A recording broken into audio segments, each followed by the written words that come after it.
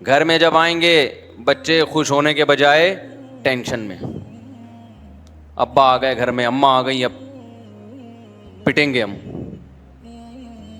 لب و لہجہ ایسا ہے کہ ہر وقت ڈانٹ ڈپٹ گالم گلوچ, ذرا ذرا سی بات پہ ہائپر ہو جانا, ایک دم بھڑک جانا. یہ چیزیں پہلے کم تھیں, اب ہماری سوسائٹی میں اس کی مقدار بہت زیادہ بولو بڑھ گئی ہے, بہت بڑھ گئی ہے. کون سی ایسی سوسائٹی میں ایسی چیز آ گئی ہے جس سے لوگ پہلے سے زیادہ بدتمیز ہو گئے ہیں بھائی؟ حالانکہ میڈیکل سائنس نے بڑی ترقی کر لی, آسائشیں پہلے سے زیادہ ہیں. ہمارے باپ دادا کے دور میں تو یہ پنکھے نہیں ہوتے تھے, اب اے سی کے بغیر نہیں رہ سکتے لوگ. تو آرائشیں بھی بڑھ رہی ہیں, آسائشیں بھی بڑھ رہی ہیں, کھانے پینے کا اسٹینڈرڈ بھی لوگوں کا, معیار زندگی بھی بڑھ رہی ہے. سواریاں اچھی, پہلے بسوں میں لٹک لٹک کے جایا کرتے تھے, کھڑکی سے چڑھنے کی بھی جگہ نہیں ہوتی تھی. اسکولوں میں ایئر کنڈیشن لگے ہوئے ہیں آج کل, ہمارے دور میں تو اسکولوں میں بیٹھنے کی جگہ مل جائے تو بڑی بات تھی. تو کیسا معیار زندگی بلند ہوتا جا رہا ہے انسان کا, مگر اس کی طبیعت میں غصہ کم ہونے کے بجائے بڑھ رہا ہے, برداشت ختم ہو رہی ہے.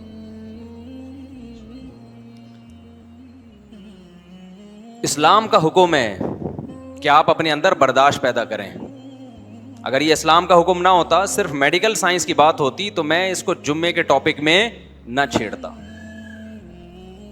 نبی صلی اللہ علیہ وسلم کی خدمت میں ایک صحابی حاضر ہوئے, عرض کیا یا رسول اللہ مجھے نصیحت کیجیے.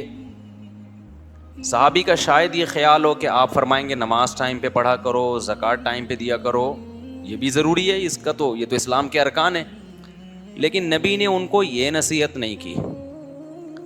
آپ نے فرمایا لا تغضب, غصہ مت کیا کرو. عرض کیا یا رسول اللہ مزید کوئی نصیحت کیجیے. چلو یہ والی تو میری سمجھ میں آ گئی ہے, غصہ نہیں کرنا ہے.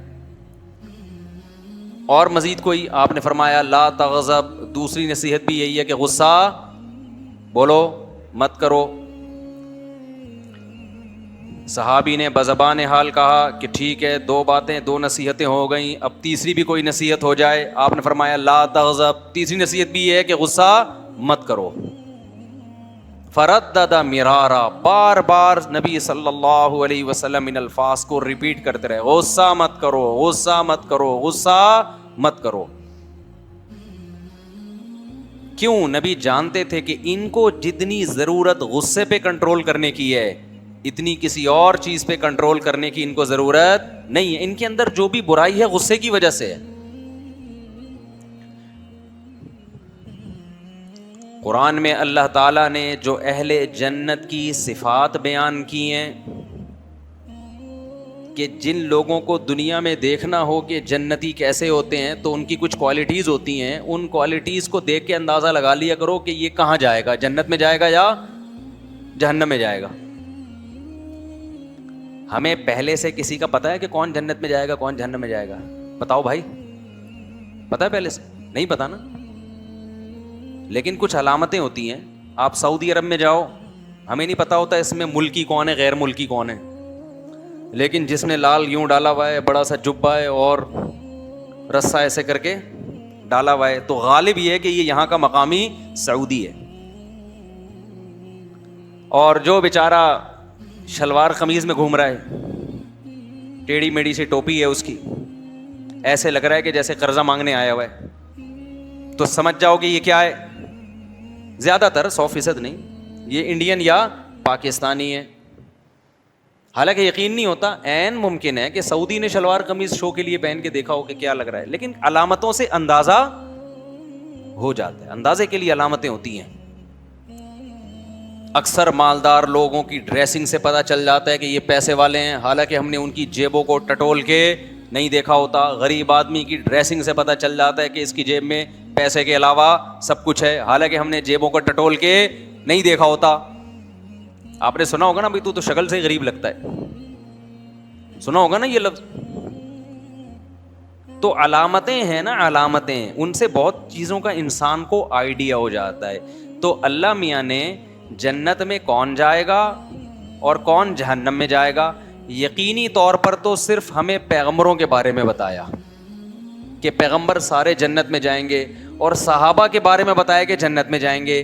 باقیوں کے بارے میں مجھے اور آپ کو نہیں پتا کہ کون جنت میں جائے گا اور کون جہنم میں. نہ آپ مجھے دیکھ کے یقین سے کہہ سکتے ہو، نہ میں آپ کو دیکھ کے. لیکن اللہ نے کچھ علامتیں بتا دی ہیں بھائی کہ یہ والی علامتیں جن لوگوں میں پائی جائیں تو غالب یہ کہ یہ کہاں کے لیے بنے ہیں؟ جنت کے لیے بنے. اور یہ والی علامتیں جن لوگوں میں پائی جائیں تو یقینی طور پہ تو نہیں کہہ سکتے، لیکن غالب یہ ہے کہ یہ کہاں جائے گا؟ جہنم میں. کیوں؟ جہنم میں یہی اسی ڈیزائن کے لوگ جاتے ہیں. سمجھتے ہو اب وہ ڈیزائننگ کیا ہے؟ بہت ساری چیزیں ہیں. اللہ میاں نے سب سے پہلے نماز کا ذکر کیا کہ جس کو 5 ٹائم مسجدوں میں حاضری دیتے ہوئے دیکھو.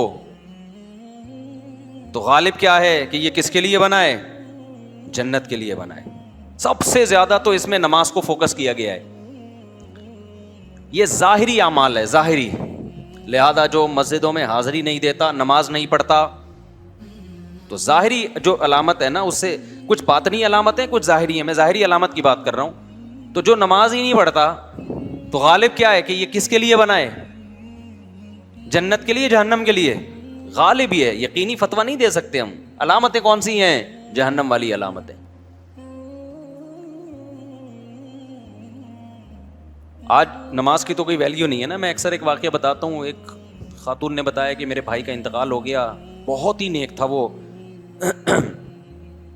تو آپ اس کے لیے دعا کریں. میں نے دعا کر دی. تو کوئی شرعی مسئلہ پوچھنا تھا انہوں نے، وراثت وغیرہ کا.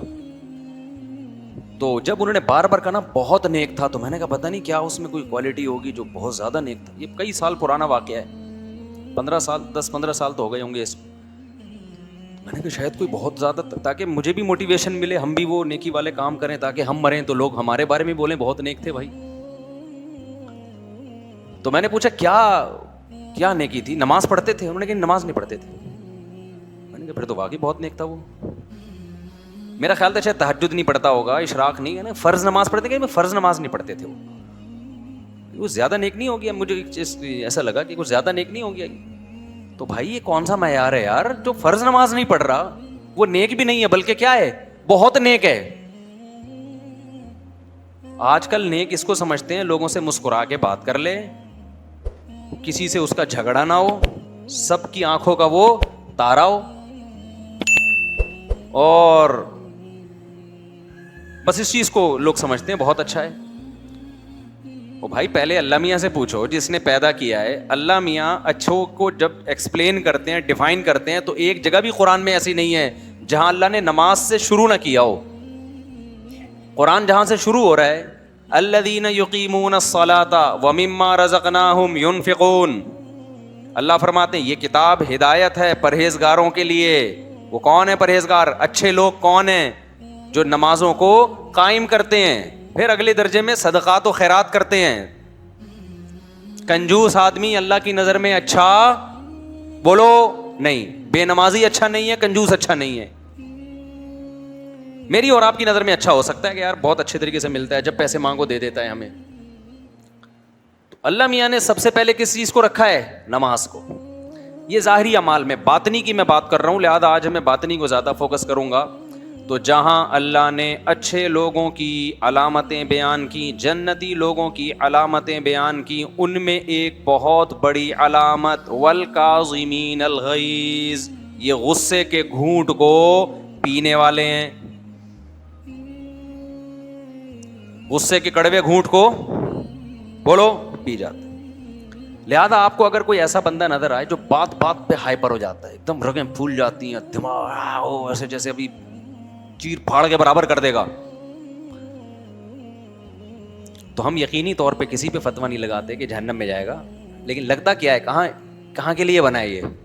جو اس کے اندر آگ ہے نا اتنی بھڑکنے کی، تو یہ آگ ہی کے زیادہ مناسب. جنت میں ماحول خراب کرنے کے لیے اللہ ایسے لوگوں کو بولو نا نہیں لے کر آئیں گے. ماحول خراب کرے گا نا وہاں جا کے بھی. ایک حور بھی کم پڑ گئی فرشتوں کا بیڑا غرق کر دے گا. اس کو 70 حوروں کا وعدہ کیا تھا، 69 آ رہی ہیں گنتی میں. اب بتاؤ چیزیں توڑ پھوڑ شروع کر دے گا کہ نہیں کر دے گا؟ ہائپر ہو جائے گا. تو ہائپر لوگوں کے لیے, ایک دم کھوپڑی گھومنے والوں کے لیے اللہ نے جنت کو, جملہ تو مکمل, میری کھوپڑی نہ گھوم جائے کہیں, مجھے ڈر یہ لگ رہا ہے میں اخلاق پہ بیان کر رہا ہوں اور مجھے نہ غصہ آ جائے. جب بھی میں ادھورا جملہ چھوڑوں فوراً کمپلیٹ کرو اس کو. تو جو بات بات پہ جن کی اچانک کھوپڑی گھوم جاتی ہے, ایک دم ہائپر ہو جاتے ہیں, ایک دم رگیں بھول جاتی ہیں, ہمیں قرآن سے پتہ چلتا ہے ان میں جنتیوں کی علامتیں نہیں ہیں. یہ جنت میں گئے تو جنت کا ماحول کیا کریں گے؟ خراب کریں گے. سوال تھوڑا سا بیہودہ سا ہے. ایک صاحب نے سوال پوچھا, آج کل تو یہ اللہ معاف فرمائیے ہومو سیکسولیٹی کو بڑا فروغ دیا جا رہا ہے نا, کہ کسی کو عورت میں رغبت ہی نہیں ہے, وہ اگر جنت میں گیا تو کیا اللہ اس کی اس خواہش کو پورا کریں گے وہاں؟ اس کا جواب یہی کہ وہ جنت میں جائے گا کیوں؟ جنت پاکیزہ لوگوں کے لیے بنی ہے بھائی, جو نکاح کی رغبت رکھتے ہیں. لوط علیہ السلام کی قوم لڑکوں میں دلچسپی لے رہی تھی تو کہاں گئے؟ وہ جنت میں گئے کیا؟ لوط علیہ السلام نے کہا ہا اولائی بناتی, قوم کی بیٹیاں ان سے نکاح کرو. انہوں نے کہا ہمیں نکاح میں رغبت, بیوی میں رغبت نہیں ہے. قرآن کہتے ہیں ہم نے پوری قوم کو ایسے زمین سے اٹھا کے الٹا پٹک کے ختم کر دیا.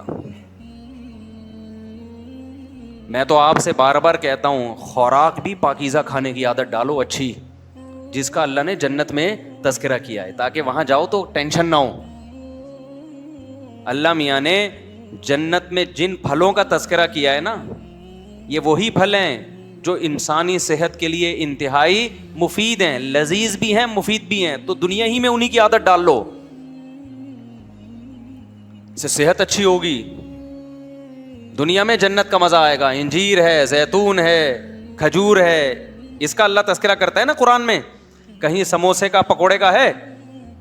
جائز ہے سموسے پکوڑے کھا کے کوئی جہنم میں نہیں جائے گا, آپ کھا لیں. ویسے ہی ایک جنرل نالج کے لیے ایک بات کر رہا ہوں کہ اللہ میاں جن پھلوں کو, جن خوراکوں کو قرآن میں ہائی لائٹ کر رہے ہیں نا, ان کو فوکس کرو, نیچرل لائف کو فوکس کرو. انہی میں ایک چیز اکثر میں بتاتا رہتا ہوں کہ یہ ڈالڈے مالڈے چھوڑ کے فیٹ چربی پہ آ جاؤ جانوروں کی. بعض ڈاکٹر ایک دم بھڑک جاتے ہیں میری اس بات پہ کہ بھائی لوگوں کو چربی کھلا کے ہارٹ پیشنٹ بنا رہا ہے. تو ان ڈاکٹر صاحب کی خدمت میں عرض ہے کہ ڈاکٹر صاحب میں صرف چربی نہیں کھلا رہا, میں ان کو پھر پوری لائف اسٹائل چینج کرنے کا حکم دے رہا ہوں نا, کہ پھر ایکسرسائز بھی کرو, بھاگو دوڑو بھی, اور لائف اسٹائل چینج کرو, پھر فیٹ کھاؤ, دمبے کی چربی کھاؤ, اونٹ کی چربی کھاؤ. قرآن سے پتہ چلتا ہے چربی انسانی صحت کے لیے انتہائی مفید چیز ہے. اتنی مفید ہے کہ اللہ نے یہودیوں کو گناہوں کی وجہ سے سزا دی کہ چربی پہ پابندی ہے. وحرمنا علیہم شحومہما, کہ گائے کی چربی, بیل کی چربی اور اونٹ کی چربی تم پہ کیا ہے؟ حرام ہے. اچھی چیزیں حرام کی جاتی ہیں سزا میں, یا سزا میں بری چیزوں کو حرام کیا جاتا ہے؟ کسی نے کوئی قتل کیا, حکومت نے سزا دی کہ آج کے بعد تو چرس نہیں پیے گا, اور اس سے چرس چھوٹ گئی, تو یہ سزا تھوڑی ہے, یہ تو فائدہ ہو گیا نا. تو یہودیوں کو اللہ نے کہا پورا گوشت کھا سکتے ہو, چربی کے قریب پھٹکنے کی اجازت نہیں ہے, تمہاری بدعمالیاں ایسی ہیں چربی نہیں کھاؤ گے تم. اور ہم سے کوئی میرے بھائی ایسا یہودیوں والا گناہ بھی نہیں ہوا. ہم یوٹیوب دیکھ دیکھ کے اور پروپیگنڈے سے متاثر ہو کے ہم نے دیسی گھی کو بھی سائڈ پہ لگایا, دمبے کی چربی کو ایسے صاف کرواتے ہیں. ہمیں صاف ستھرا گوشت چاہیے, ٹھیک ہے نا, ذرا بھی اس پہ چربی نہیں آنی چاہیے, رواج نہیں آنا چاہیے. اس صاف ستھرا گوشت لے جا کے اس آئل میں جا کے پکایا جس کا یہ بھی نہیں پتا یہ بلیچ سے صاف ہوا ہے یا اس میں سرف سے دھویا گیا ہے, اس کو کیا ہے یہ, وہ چمکتا دھمکتا آئل جو ہے نا ایسا, بس یہ بھی نہیں پتا یہ چمک کیوں رہا ہے, اتنا کیا ڈالا ہے اس کے اندر. میں نہیں کہہ رہا یہ آئل نقصان دے, یہ ڈاکٹروں کا مسئلہ ہے, یہ آئل فائدے مند ہے کہ نقصان دے, لیکن میرے بھائی قدرتی چیزوں کا آلٹرنیٹ یہ بولو نہیں ہے. ایک مرغی وہ ہے جو اللہ کے مشورے پہ انڈا دیتی ہے, جو ہماری مرغیاں ہیں 8-10 انڈے دیں گی, اس کے بعد بیٹھ جائیں گی اس کے اوپر. اور ایک وہ مرغی ہے جو تاجر اور جو کمرشل بیسس پہ انڈا دے رہی ہے, صحیح ہے نا, سمجھ رہے ہو. اس کے باپ کو بھی انڈا دینا ہے, وہ اپنی مرضی سے نہیں دے رہی ہے, کیونکہ اگر وہ 8 انڈوں کے بعد وہ انڈوں پہ بیٹھے گی تو وہ جو تاجر جس نے پورا پروجیکٹ لگایا ہے وہ کہے گا میرا خرچہ اتنا ہو رہا ہے, اس کا آؤٹ پٹ کیا آ رہا ہے, کم آ رہا ہے. وہ اس نے کچھ کرا کے اس کو ڈیلی بیسس پہ انڈا اس سے نکلوایا ہے. اب بہرحال یہ پہ ڈاکٹر لوگ بہت غصہ کرتے ہیں, یہ کیا باتیں کر رہے ہیں بیٹھ کے, تو ہماری فیلڈ میں کیوں ٹانگ رہا ہے. میں تو ویسے ایک جنرل نالج کے لیے بات کر رہا ہوں میرے بھائی. نیچرل چیزوں کا کوئی متبادل بولو نہیں ہوتا. اب ڈاکٹر بھی پاس کہتے ہیں, میں جو بات کر رہا ہوں نا ایسا نہیں کہ ڈاکٹر اس کے سارے خلاف ہیں, بہت سے ڈاکٹر اس کی تائید بھی کریں گے کہ دیسی انڈا اور فارمی میں برابری نہیں ہے.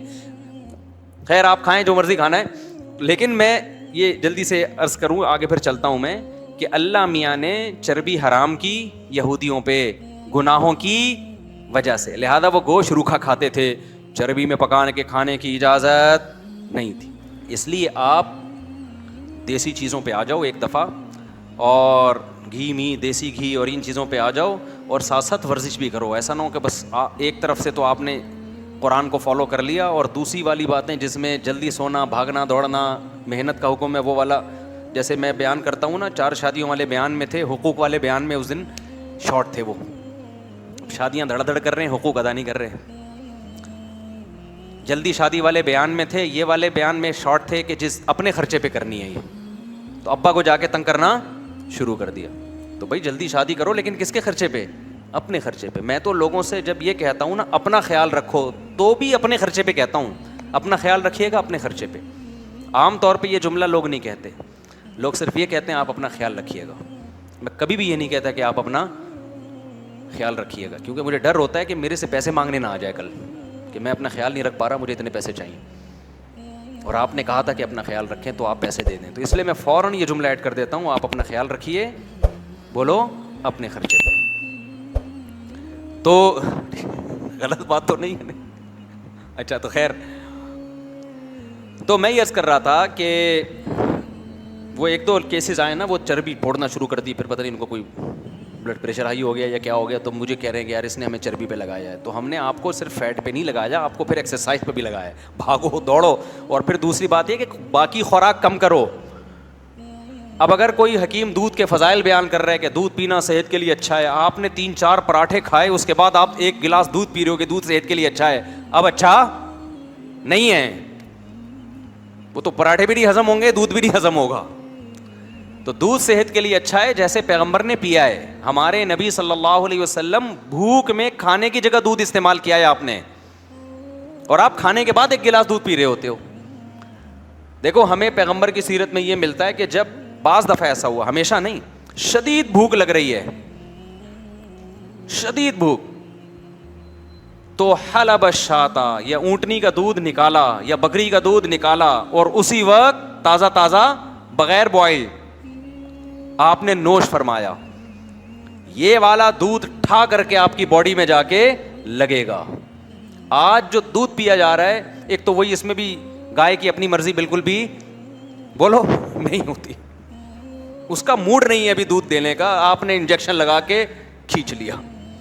یہ ایسا ہی ہے جیسے ڈاکو, ایک بھکاری آتا ہے آپ سے 1000 روپے مانگتا ہے, آپ کا موڈ ہوتا ہے تو دے دیتے ہو, نہیں ہوتا تو نہیں دیتے. لیکن جب ڈاکو آتا ہے اور بندوق نکالتا ہے تو موڈ ہوگا تو بھی دینا پڑے گا, موڈ نہیں ہے تو بھی دینا پڑے گا, تو اس کی بے برکتی ہوگی نا. تبھی ہم تو کہتے ہیں ڈکیتی کی کمائی میں برکت نہیں ہے. تو یہ جو گایوں بھینسوں سے دودھ نکالا جا رہا ہے یہ ڈکیتیوں کا دودھ ہے, گائے کی مرضی بول لو نہیں ہوتی, اس کو لگا کے ٹیکا لگا کے نکال کے پتہ نہیں کیا کیا نکل رہا ہوگا, اللہ ہی جانے. کچھ چیزیں میڈیکل سائنس کی تحقیق میں نہیں آتی ہیں لیکن بعد میں آ جائیں گی. میڈیکل سائنس نے یہ دعویٰ تھوڑی کیا ہے کہ ہم تحقیق کی آخری انتہا تک پہنچ چکے ہیں. بھائی ریسرچ ہوتی رہتی ہے, نئی نئی چیزیں آتی رہتی ہیں.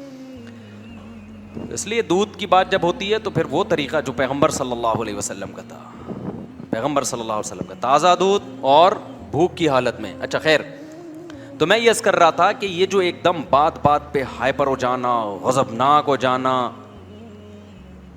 اسلام میں یہ پسندیدہ کام نہیں ہے. ہمارے قرآن کی میں نے آیت پڑھی کہ اللہ نے جنتی لوگوں کی صفت بیان کی کہ والکاظمین الغیظ, یہ لوگ غصے کے کڑوے گھونٹ کو پیتے ہیں. تو ہمیں یہ پتہ چل گیا ان آیتوں سے, ان احادیث سے, اور بھی بہت ساری احادیث ہیں لیکن میں نے مختصر آپ کے سامنے پیش کی ہیں اسلاف کے واقعات ہیں بہت اس پہ. اس سے ہمیں یہ بات تو پتہ چل گئی کہ ایک دم ہائپر ہو جانا, غضبناک ہو جانا, یہ کوئی اچھا کام نہیں ہے. یہ میں اس لیے ایکسپلین کر رہا ہوں کہ آج اس کو بھی اچھا سمجھا جانے لگا ہے. آپ نے نوجوانوں کو دیکھا ہوگا, اکثر ایک ڈائلاگ بولتے ہیں, ابے میری فلاں سے بات چیت ہوئی, اس نے مجھے یہ جملہ کہا, اور تجھے پتہ ہے تیرے بھائی کو جب غصہ آتا ہے, تجھے پتہ ہے, پھر آگے تو مجھے بتانے کی ضرورت نہیں ہے. بھائی بری چیز پہ فخر کیوں کر رہے ہو ہیں؟ یہ شو مارنے کی بات نہیں ہے, یہ آپ کے لیے یہ گدھے ہونے کی دلیل ہے. یہ گدھے ہونے کی دلیل ہے, یہ کوئی خوشی کی بات نہیں. خوشی یہ ہے کہ یار تیرے بھائی کو جب غصہ آتا ہے نا تو بالکل بھی پاگل نہیں ہوتا اس میں. اصل میں تو میری عقل کا پتہ ہی غصے میں چلتا ہے. نارملی تو سب نارمل ہی ہوتے ہیں بھائی. ابھی دیکھو سب یہاں نارمل بیٹھے ہوئے ہیں, نہ میں آپ کو برا لگ رہا ہوں نہ آپ مجھے برے لگ رہے ہیں. آرام سے تمیز سے بیٹھ کے ہم ایک دوسرے کی بات سن رہے ہیں. اصل مقصد ہی کہ جب کسی غصہ آیا ہوا ہو, پھر آپ کا ایٹیٹیوڈ کیا ہوتا ہے, پھر آپ کا اسٹائل کیا ہوتا ہے, پھر آپ کنٹرول میں رہتے ہیں کہ نہیں رہتے. اگر کنٹرول میں رہتے ہیں فخر کرنے کی چیز ہے. پھر بولا کرو یار تیرے بھائی کو جب غصہ آتا ہے نا تو پھر بھی ایسے ہی رہتے جیسے ابھی. سمجھ میں نہیں آ رہی بات؟ تو یہ نوجوان یہ ڈائلاگ سیکھ لیں. یہ نہ بولا کریں بھائی تیرے بھائی کو جب غصہ آتا ہے تو پھر پاگل ہو جاتا ہوں پھر میں نہیں دیکھتا. جس کی یہ عادت ہے نا جب غصہ آتا ہے تو بالکل پاگل ہو جاتا ہے, تو خوب سمجھ لو کہ اس طرز عمل میں وقتی طور پر چند بے وقوف آپ کی تعریف کر لیں گے کہ یار یہ کسی کی نہیں سنتا, ڈرتا ورتا نہیں ہے. چند بے وقوف تعریف کریں گے, لیکن ایسا آدمی پریکٹیکل لائف میں بری طرح ناکام ہوتا ہے. یہ نہ دین کا نہ دنیا کا, کہیں بھی ترقی نہیں, نہ کاروبار کر سکتا ہے, یہ نہ جاب کر سکتا ہے, نہ اللہ کو راضی کر سکتا ہے. جو غصے میں کیا ہو جاتا ہے پاگل. نہ یہ گھریلو لائف میں کامیاب ہے, طلاقیں بھی ہوں گی ان کے گھروں میں, بچے باغی بنیں گے, رشتے دار ٹوٹ جائیں گے, کہیں بھی یہ کام, اور پھر ایک دن ڈپریشن سے مر جائے گا کیونکہ یہ غصے میں کیا ہو جاتا تھا پاگل. اس سے صحت خراب ہوگی اس کی. ہمیشہ خوش مزاج لوگ جو غصے میں پاگل نہیں ہوتے, غصہ آتا کم ہے ان کو, ہمیشہ وہ کامیاب لائف گزارتے ہیں. ہمیشہ یاد رکھو ٹینشن دینا سیکھو. ٹینشن لینا, ٹینشن ایسی چیز ہے پارسل کرنے کی چیز ہے. کیسے ٹینشن دے, دو طریقے آپ کو بتاتا ہوں ٹینشن دینے کے. ایک غلط طریقہ, ایک صحیح طریقہ. ایک پہلے غلط طریقہ بتا دیتا ہوں, وہ والا طریقہ میری مراد نہیں ہے. ایک صاحب کا فون آیا کہ میں بہت ٹینشن میں ہوں. میں نے کہا کیوں بھائی؟ کہہ رہے ہیں آج مجھے 1,00,000 روپے کسی سے میں نے قرضہ لیا ہوا تھا, وہ آج شام 6 بجے مجھے دینا ہے, میرے پاس پیسے نہیں ہیں. ٹینشن ہو رہی ہے نا. میں نے کہا پارسل کر دو ٹینشن. میں نے مزاح کیا اس سے, کہہ رہے میں کیسے پارسل کروں, وہ بندہ آئے گا شام 6 بجے, میرے پاس ہے نہیں, وہ تو لڑے گا مجھ سے, کہاں سے. میں نے کہا ٹینشن پارسل کرو. کیسے؟ میں نے کہا جب وہ آئے تو بولو نہیں ہے. تو جو ٹینشن آپ کو ہو رہی ہے وہ کس کو ہوگی؟ جب نہیں ہے تو کہاں سے دوں بھائی؟ آجا گھر میں دیکھ لے, لاکر دکھا دو اس کو, جیبیں دکھا دو. میں نے کہا اس سے کیا ہوگا کہ تھوڑی دیر تک تو ٹینشن پارسل ہونے میں ٹائم لگے گا, ایک دم سے نہیں چلی جائے گی. تھوڑی تھوڑی جو ہے نا, جیسے بلوٹوتھ سے کوئی فائل جا رہی ہوتی ہے نا, فائل ہلکی ہلکی ٹرانسفر, تھوڑا تھوڑا. آپ ابھی غصے میں رہو گے کیونکہ وہ غصے میں آپ کو ٹینشن دے رہا ہوگا, جلدی لے گا نہیں وہ, لیکن آہستہ آہستہ آہستہ آہستہ جب اس کو یقین ہو جائے گا نا اس کمبخت کے پاس سے ایک ڈھیلا نکلنے والا نہیں ہے, تو آپ کی ٹینشن پوری کی پوری کہاں ٹرانسفر ہو جائے گی؟ ادھر. اور یہ فائل وہاں جیسے ٹرانسفر ہوئی, آپ کے جو میموری کارڈ ہے نا اس میں ڈیٹا کی مزید ٹینشنوں کی اسپیس کیا ہو جائے گی؟ بڑھ جائے گی. ہر آدمی کے نا دماغ میں ایک میموری کارڈ ہے جس میں ایک خاص حد تک ٹینشن برداشت کرنے کی صلاحیت ہے. تو اگر وہ ٹینشن ریلیز ہوتی رہے گی تو مزید ٹینشنوں کی جگہ بنتی رہے گی. ورنہ اگر یہ والی ٹینشن ختم نہیں ہوئی, ایک اور ٹینشن آ گئی, تو بھائی یہ تو دماغ تو دھماکے سے بڑھ جائے گا ایک دن. یہ غلط طریقہ ہے ٹینشن پارسل کرنے کا. ایسا نہ ہو کہ آپ یہ شروع کر دیں. میں نے مذاق کیا تھا اس کے ساتھ, میں نے کہا تھوڑی دیر تو ٹینشن ختم ہونا بیچارے کی. اور ایک صحیح طریقہ ہے ٹینشن پارسل کرنے کا, وہ یہ ہے کہ کسی اور کی حماقت کی سزا اپنے آپ کو مت دو. کسی اور کی حماقت کی سزا اپنے آپ کو مت دو. حماقت وہ کر رہا ہے, غصہ آپ کو آ رہا ہے, تو جو غصہ آئے گا تکلیف میں وہ ہوگا نا. کیا خیال ہے بھائی؟ بھائی الٹا کام وہ کر رہا ہے, اسے کچھ نہیں ہو رہا, اسے دیکھ دیکھ کے غصہ کس کو آ رہا ہے؟ آپ کو آ رہا ہے. اس کی صحت کو کچھ نہیں ہو رہا, کام بھی وہ الٹا کر رہا ہے, اس کا کوئی نقصان نہیں ہو رہا. نقصان کس کا ہو رہا ہے؟ آپ کا ہو رہا ہے. اس کا مطلب کیا ہے یہ میں ایک مثال سے سمجھاتا ہوں. ملا نصیر الدین جو تھے نا, ملا نصیر الدین, کسی نے ان سے پھڈا کیا اور پھڈے میں لڑائی کے دوران ان کو گالی دے دی. اب جب ان کو گالی دی ہے تو غصہ آنا چاہیے تھا نا ان کو. اس کا مقصد ہی گالی دینے سے یہ تھا کہ جب میں گالی دوں گا تو ایک دم ہائپر ہو جائیں گے, دماغ خراب ہو جائے گا. یہ بڑے سلجھے ہوئے آدمی تھے. جتنی اس نے گالی دی انہوں نے مسکرا کے اسی طرح کی ایک گالی جواب میں پارسل کر دی. ان کو تو گالی سننے سے غصہ نہیں آیا, جب انہوں نے جواب میں اس کو گالی دی تو اس کو ہو گیا, وہ بیوقوف تھا نا, اس کو کیا ہو گیا؟ غصہ آ گیا. اس کو غصہ آیا, اس نے ایک اور گالی نکالی. یہ مسکرانے لگے, انہوں نے جواب میں ایک اور پارسل کر دی. انہوں نے کنٹرول کیا ہوا تھا کہ اپنے اوپر غصہ نہیں آنے دیں گے. اس نے تیسری پارسل کی, انہوں نے بھی تیسری پارسل کر دی. اب وہ غصے میں ہائپر ہوتا جا رہا ہے اور ان کی صحت پہ کوئی فرق بولو نہیں پڑ رہا. پریکٹس سے آتی ہے یہ چیز تھوڑی سی. اب کیا ہوا کہ جی گالیوں کا تبادلہ شروع ہو گیا. آپ کو پتا ہے, مجھے نہیں پتا وہ ملا رشید وہ تو بر صغیر کے تھے, تو آپ کو پتہ ہے انڈیا پاکستان میں گالیوں کی الحمدللہ کمی نہیں ہے. کوئی بھی گالی جس وقت بھی آپ دینا چاہیں تو مارکیٹ میں اویلیبل ہے. ایسا نہیں ہوتا کہ زبان کہیں اٹک جائے, آپ کے منہ میں گالی نہ آ رہی ہو.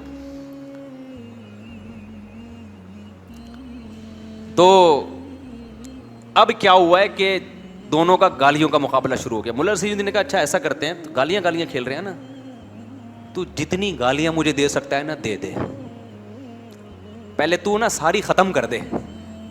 اس بندے جس کو غصہ آیا ہوا تھا اس نے کہا چلو اچھا مجھے موقع مل گیا, اب میں ایک ایسی گالی دوں گا نا, اس کو غصہ کیوں نہیں آ رہا ہے, اس کو غصہ دلاؤں گا میں.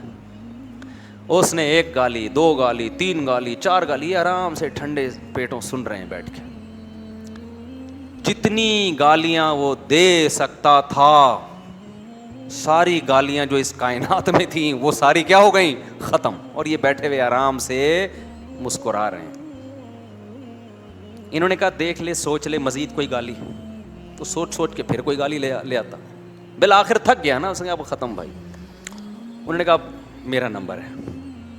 اس نے کہا جتنی گالیاں تو نے دی ہیں وہ بھی, جتنی اس کائنات میں موجود ہیں, جتنی ماضی میں کوئی کسی کو دے چکا ہے, جتنی حال میں دے رہا ہے اور جتنی فیوچر میں دے گا, وہ ساری ایک تھیلے میں اور وہ تجھے. اس کو غصہ آیا, بولا الو کے پٹھے. اس نے کہا تھیلے میں, یعنی یہاں سے ریورس ہو کے کہاں جا رہی ہے؟ اس نے کہا جو بھی گالیاں نکال رہے ہیں نا وہ کہہ رہے ہیں کہاں ہے وہ؟ تھیلے میں. اب تو جتنی گالیاں دے گا وہ آلریڈی میں ریورس کر کے, اب وہ ساری کس کو جا کے لگ رہی ہیں؟ اب وہ ہو رہا ہے لال پیلا, بلڈ پریشر ہائی. یہ واقعہ کیوں میں سنا رہا ہوں کہ غصے میں, جو غصہ میں تھا اس کا فیصلہ درست تھا, یا جس نے غصہ مسلط نہیں ہونے دیا اس کا فیصلہ درست تھا؟ دشمن کو تکلیف دے دی نا, جو اپنی کھوپڑی استعمال کر رہا ہے, غصہ نہیں آنے دے رہا, اس کے فیصلے درست ہوتے ہیں. اور جو کھوپڑی استعمال نہیں کرتا, جذباتی ہو جاتا ہے, وہ اپنا نقصان کر رہا ہوتا ہے جذبات میں. تو یہ جو ڈائلاگ ہے نا, میں غصے میں پاگل ہو جاتا ہوں, میں یہ ہو جاتا ہوں, میں یہ ہو جاتا ہوں, یہ ٹھیک نہیں ہے. اچھا یہ خوب سمجھ لیں, اسلام چونکہ دین فطرت ہے, اسلام یہ نہیں کہتا کہ غصہ ختم کر دو, کیونکہ اللہ نے آپ کو جتنی صفات دی ہیں کوئی صفت ایسی نہیں ہے جو بیکار اللہ نے دے دی ہو. جیسے ہمیں جسمانی اعضاء اللہ نے دیے, کوئی نہ کوئی ان کا کام ہے نا. پلکیں دی, اس کا بھی کوئی کام ہے. آنکھیں دی, اس کا بھی کوئی کام ہے. ناک, کان, کوئی جسم کا پارٹ ایسا نہیں. بعض اپینڈکس کی جو وہ رگ ہے اس کو ڈاکٹر بعض لوگ کہتے ہیں کہ وہ کوئی کام نہیں ہے, ایسا نہیں ہے. کل ہو سکتا ہے میڈیکل سائنس بتا دے کہ جی یہ اس مقصد کے لیے, بلکہ ہو سکتا ہے یوٹیوب پہ کوئی ریسرچ آ بھی گئی ہو اب تک. تو خوب سمجھ لیں, جیسے اللہ نے ہمیں ظاہری جسمانی عضو دیے, ہر عضو کا کوئی نہ کوئی مقصد ہے, کوئی چیز بیکار نہیں ہے. ایسے ہی اللہ نے جو ہمیں کچھ اندر کچھ صفات دی ہیں, کچھ اندر کچھ قوتیں دی ہیں, وہ قوتیں بھی ہمارے فائدے کے لیے دی ہیں, لیکن ان کو کنٹرول کرنے کی ضرورت ہے, لگام دینے کی ضرورت ہے. اللہ نے ہمارے اندر محبت کا جذبہ رکھا, اب یہ جذبہ غلط استعمال ہو رہا ہے, عشق معاشقے ہو رہے ہیں اور حرام کاریوں کی طرف جا رہا ہے یہ جذبہ. تو اسلام یہ نہیں کہتا محبت کے جذبے کو ختم کر دو, ختم ہو گیا تو بیوی سے کیسے محبت ہوگی, اولاد سے کیسے ہوگی, ماں باپ سے کیسے ہوگی, سب سے بڑی بات اللہ رسول سے کیسے ہوگی, اس کے لیے بھی تو جذبہ چاہیے نا, ملک سے کیسے ہوگی, یہ تو آپ ایک مردہ انسان بن جاؤ گے.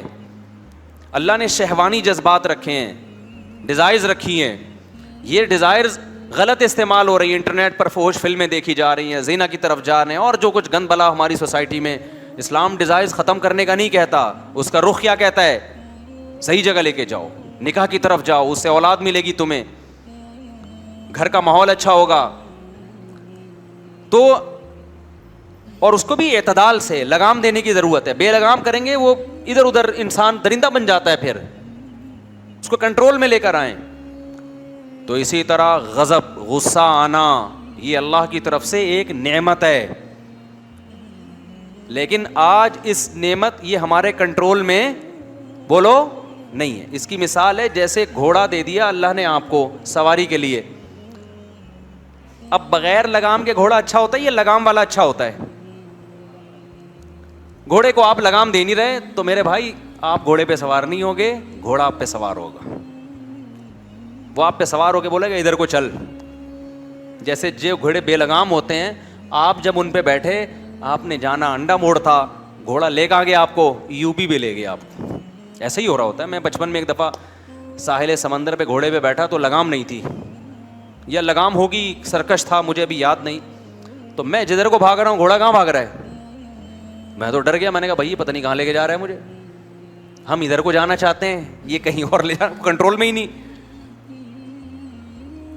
اب اس کا ایک حل تو یہ ہے کہ ہم کہیں گھوڑے پالنا ہی حرام ہے, سواری رکھنا ہی حرام ہے. او بھائی نہیں, یہ تو اللہ نے انسانوں کی خدمت کے لیے جانور پیدا کیے ہیں بھائی, تو ان کی خدمت کے لیے ضروری ہے کہ ان طاقتوں کو لگام دی جائے. لگام یہ آپ پہ سوار نہ ہو, بلکہ یہ آپ کے کنٹرول میں ہو, آپ ان کے کنٹرول میں نہ ہو.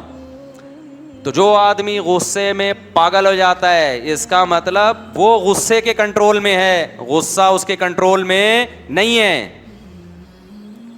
تو اللہ نے انسان کو جو غصے کی صفت دی ہے نا, اس کا فائدہ کیا ہے پہلے یہ بتا دوں, پھر بتاؤں کہ ختم کرنا مقصد نہیں ہے کہ غصہ آنا ہی ختم ہو جائے, یہ ہو بھی نہیں سکتا.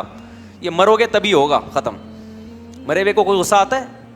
دفنانے میں دیر کر رہے ہو, اس کی وراثت غلط تقسیم ہو رہی ہے, وہ بیچارہ آرام سے چپ چاپ پڑا رہتا ہے. تو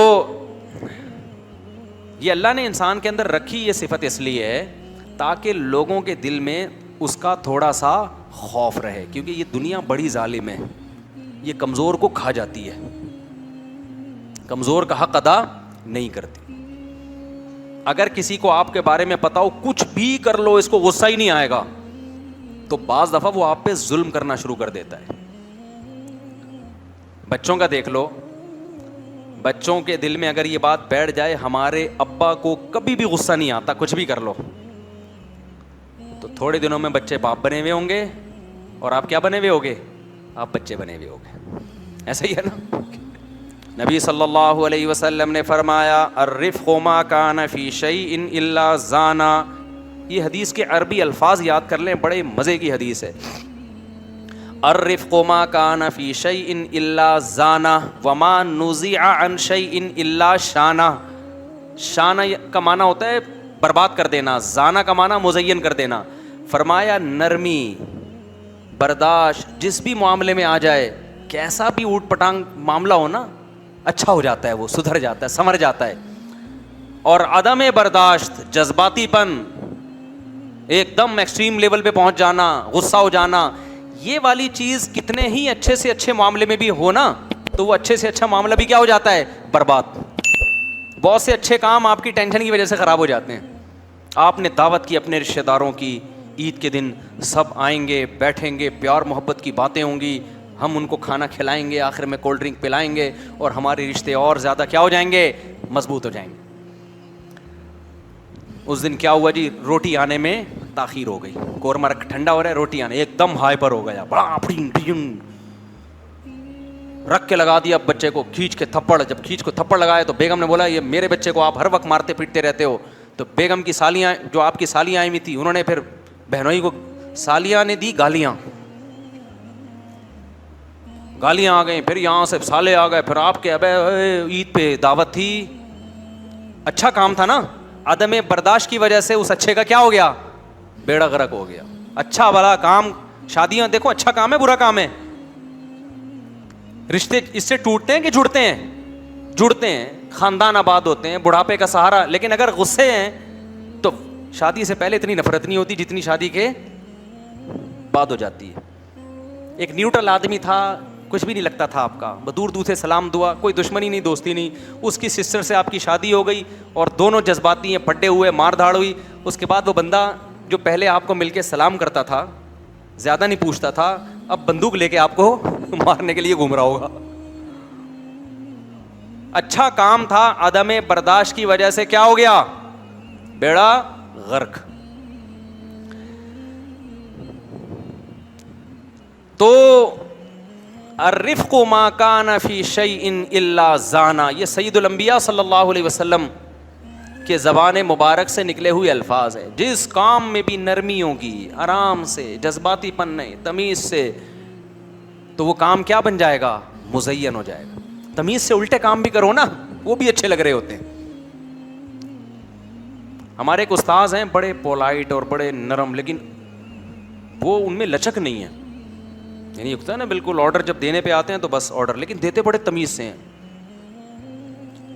جیسے کسی استاذ کے بارے میں شکایت پہنچی کہ یہ صحیح نہیں پڑھا رہے, اور ایک دو دفعہ انہوں نے تنبیہ بھی کر دی صحیح نہیں پڑھا رہے, تو وہ فیصلہ کر لیتے ہیں اس کو نکالنا ہے مدرسے سے. غصہ کبھی نہیں کرتے. وہ کیسے بلاتے ہیں, میں آپ کو اسٹائل سمجھاتا ہوں ان کا. استاذ آئے گا ان کے پاس, مدرسے کے امپلائی ہیں, بیٹھیں گے, وہ چائے پلائیں گے. آدمی سمجھتا ہے شاید میرے مزید انکریمنٹ لگنے والے ہیں مجھے. ایک دم جلد بازی میں فیصلہ نہیں کرتے, پہلے کئی بار تنبیہ کی کہ آپ کی غیر حاضریاں بہت ہو رہی ہیں, آپ ایبسینٹ بہت ہوتے ہو, آپ سلیبس کو مکمل نہیں کر رہے, یہ مدرسہ ہے, وقف کا مال ہے, یہاں پہ ذمہ داری پوری کریں. ایک نوٹس بڑی تمیز سے, دو نوٹس, تیسرا نوٹس, چوتھا, پھر یہ جائے گا کہ ہم آپ کو نکال بھی سکتے ہیں, آپ ذمہ داری. کہیں بھی اس میں گالی گلوچ اور جذباتی, ابے تجھے کیا, تو انسان کا بچہ ہے, گدھا ہے, ایسا کوئی اسٹائل نہیں ہوتا. یہ میرے ٹیچر ہیں, ان کی بات کر رہا ہوں میں. بڑے اچھے اخلاق نا, کام پورا پراپر کرتے ہیں. ایسا نہیں کہ اخلاق میں کام ہی الٹے شروع کر دیں کہ بھائی جو پڑھا رہا ہے ٹھیک ہے, نہیں پڑھا رہا تو بھی ٹھیک ہے. نا اتنا نیک بننے کی ضرورت نہیں ہے. لیکن وہ اپنی زبان نہیں خراب کرتے, غصہ نہیں آنے دیتے.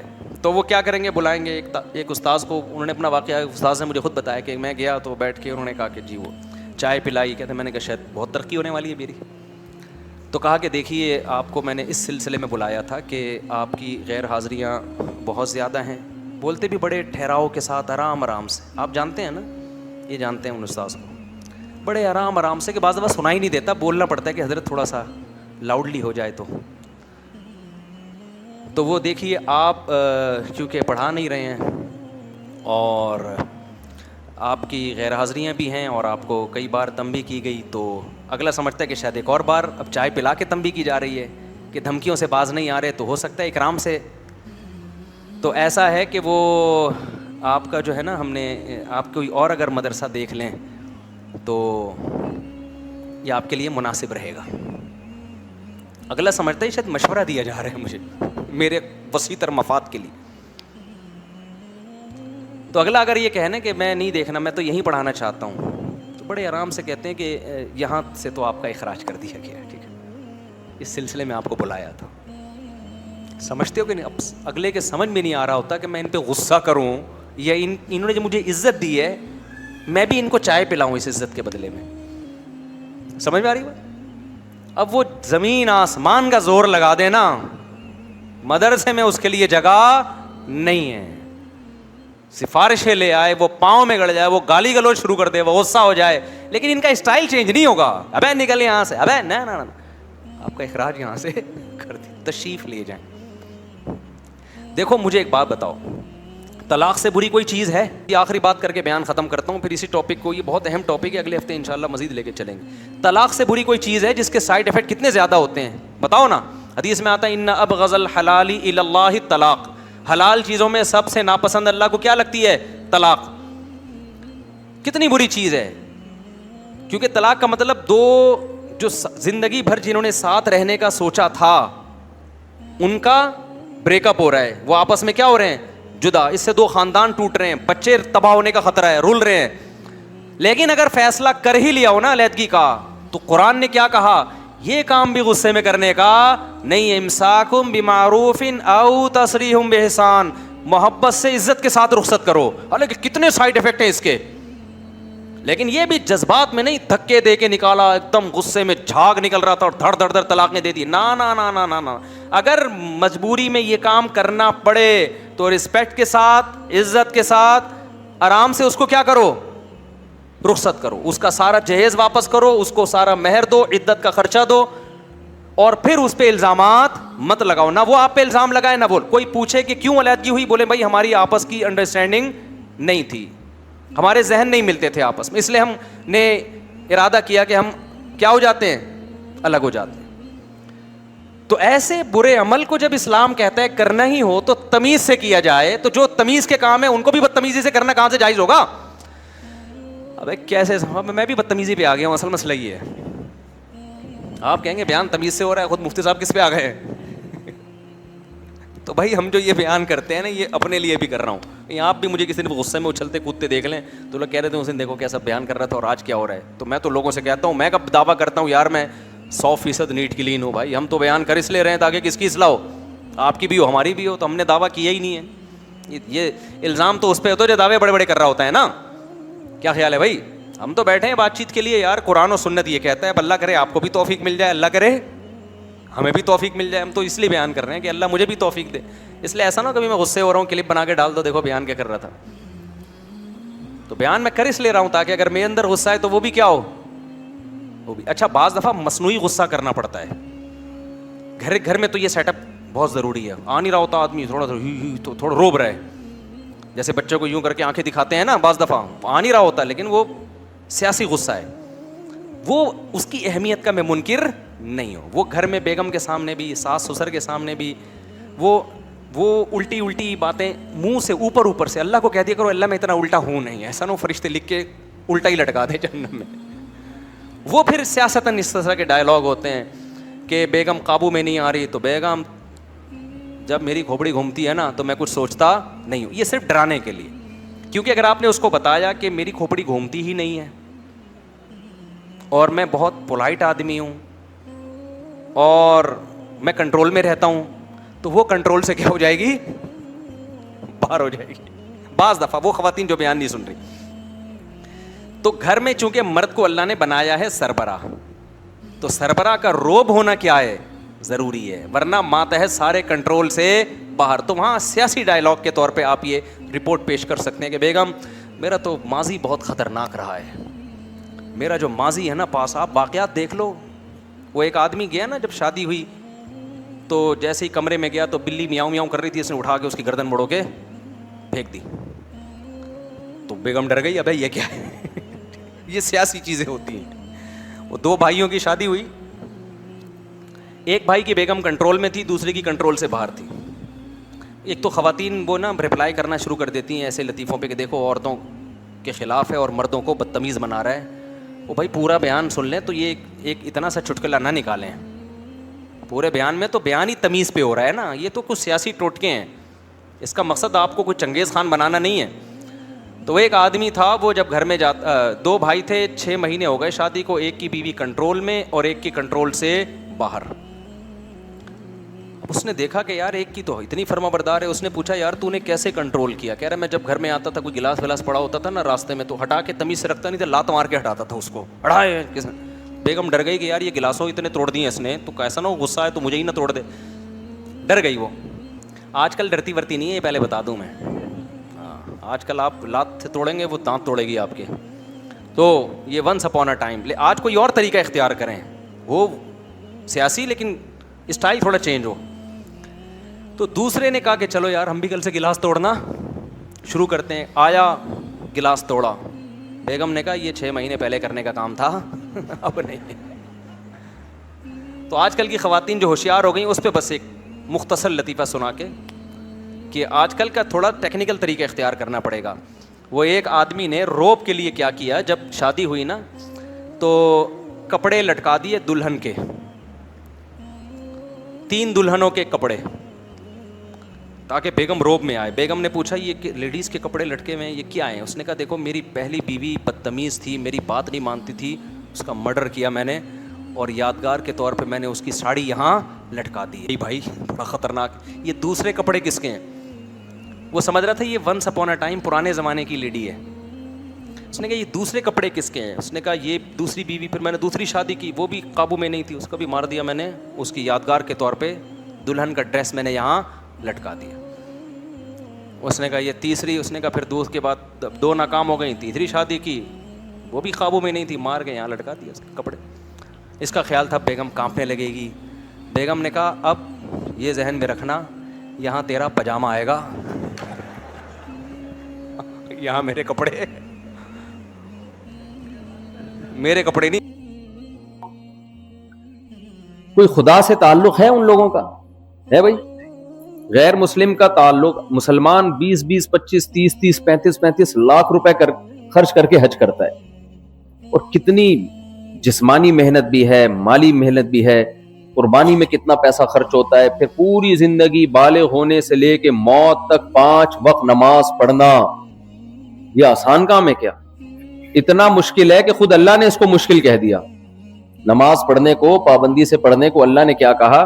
وَإِنَّهَا لَكَبِيرَةٌ إِلَّا عَلَى الْخَاشِعِينَ. اللہ فرماتے ہیں نماز کنٹینیوسلی پڑھتے رہنا یہ بہت مشکل ہے, سوائے ان لوگوں کے لیے جن کے دلوں میں اللہ کا خوف ہے, جنہیں اللہ سے ملاقات کی امیدیں ہیں, ان کے لیے آسان ہے, ورنہ یہ بہت مشکل کام ہے.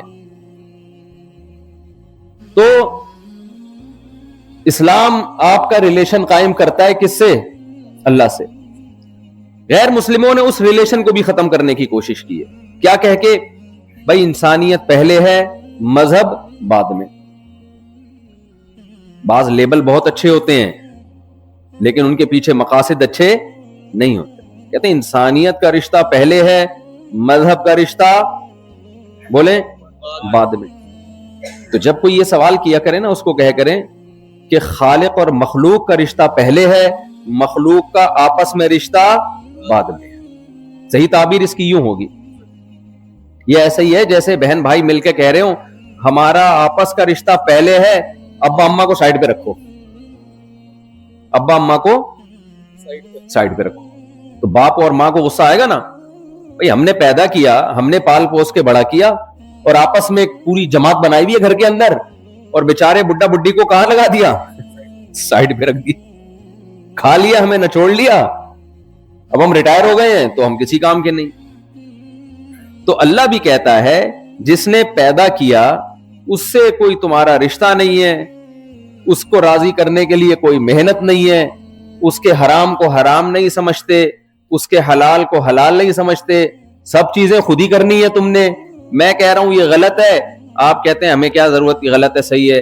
مولویوں کے چکر میں پڑنے کی ضرورت بولو نہیں. بھائی اس طرح طلاق دیے ہو گئی ہے, اب ہے مولویوں کے چکر میں پڑنے کی ضرورت نہیں ہے. یہ بھائی کاروبار کا یہ طریقہ حرام ہے, اللہ نے حرام قرار دیا, اس میں سود ہے, اس میں جوا ہے. او بھائی مولویوں کے چکر میں پڑنے کی ضرورت نہیں. تو اصل میں وہ لیبل مولوی کا لگایا جا رہا ہوتا ہے, ابھی اتنی ہمت مسلمان میں ہوئی نہیں ہے, ورنہ وہ کہنا یہ چاہ رہا ہوتا ہے کہ اللہ کے چکر میں پڑنے کی ضرورت نہیں ہے. اللہ کو نہیں لے کر آؤ بیچ میں, مذہب کو مت لے کر آؤ بیچ میں.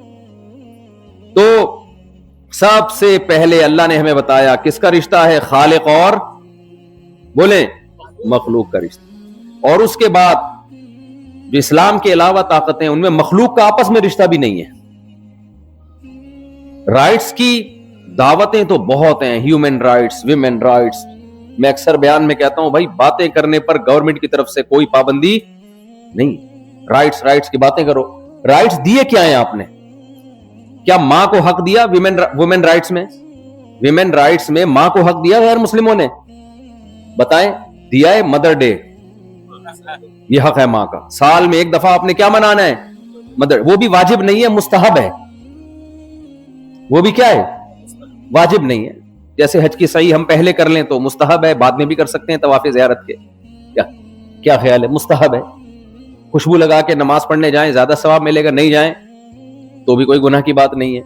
تو کہتے ہیں اگر آپ سال میں ایک دفعہ ماں کو ہیلو ہائے کر لیں اور تھوڑا سا مدر پہ کچھ نظم وظم سن لیں تو ثواب ملے گا آپ کو. نہ کریں تو بھی کوئی ٹینشن کی بات نہیں ہے.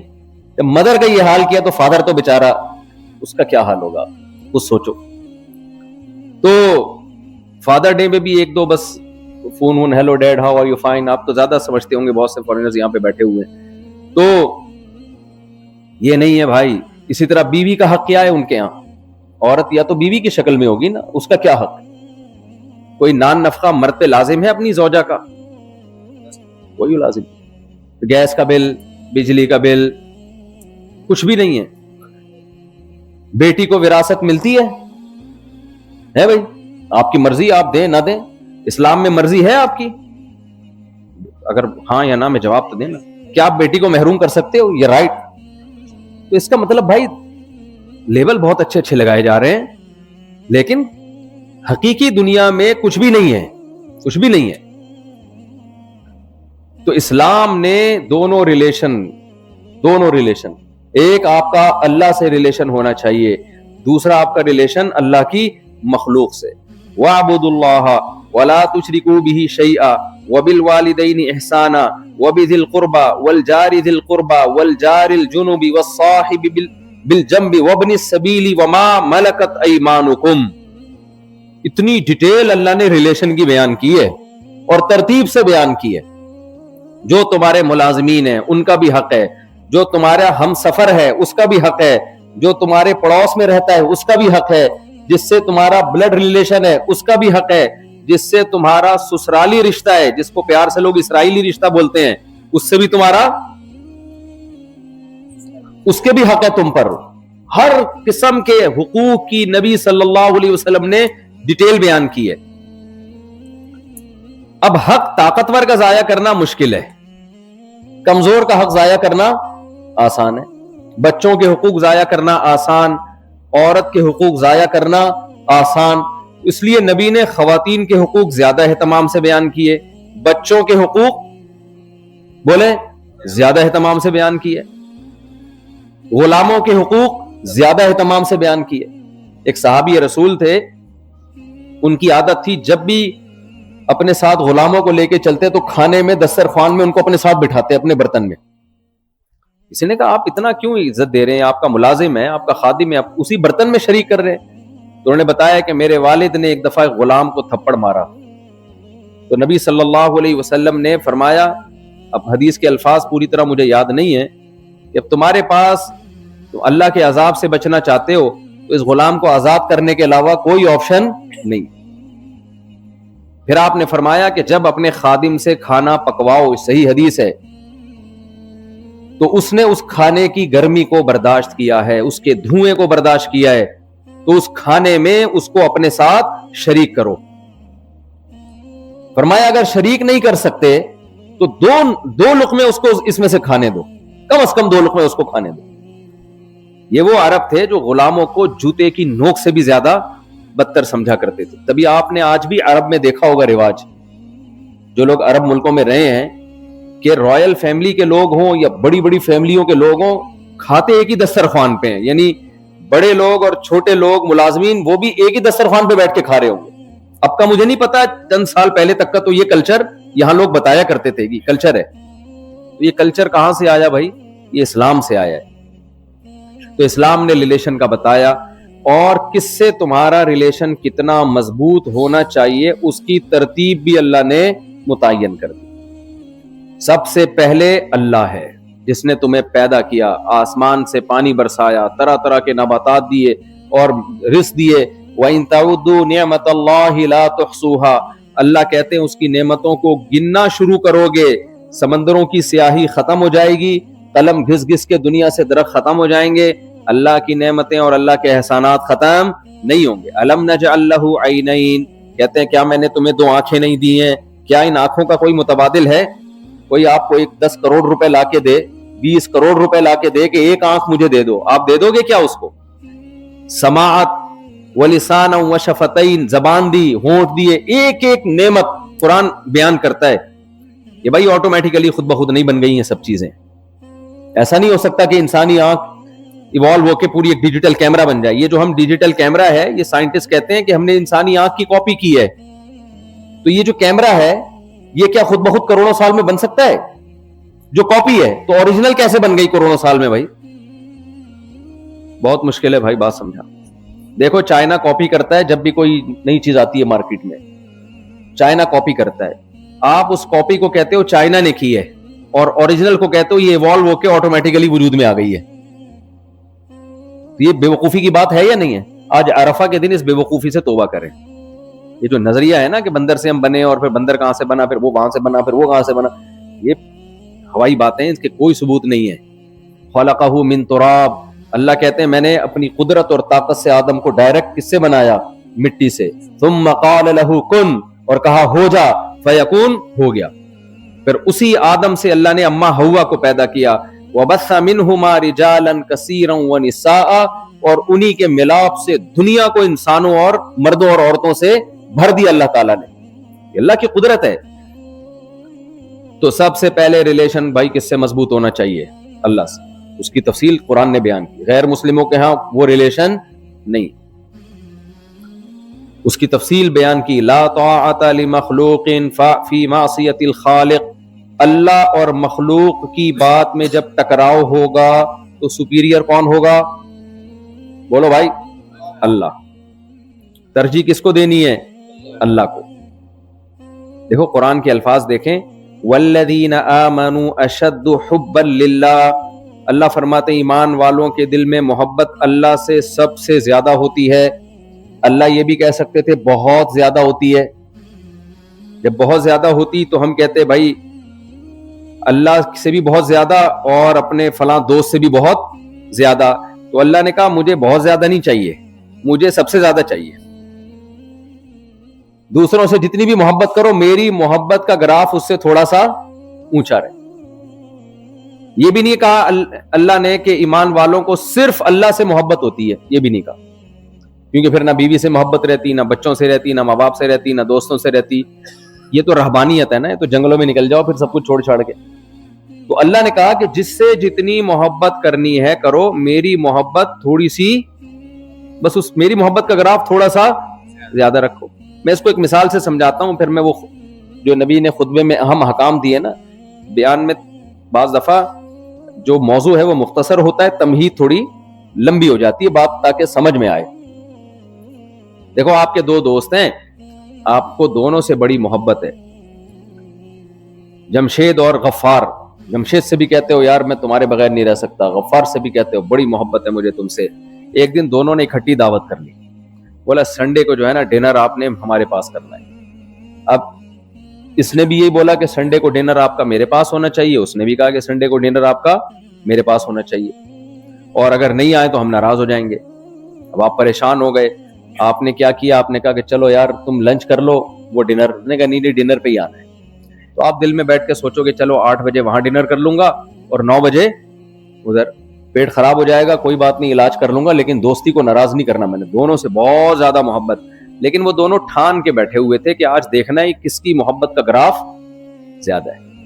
ادھر اگر 10 کلو ہے تو ادھر 10.1 ہونی چاہیے, دیکھنا چاہتے ہیں.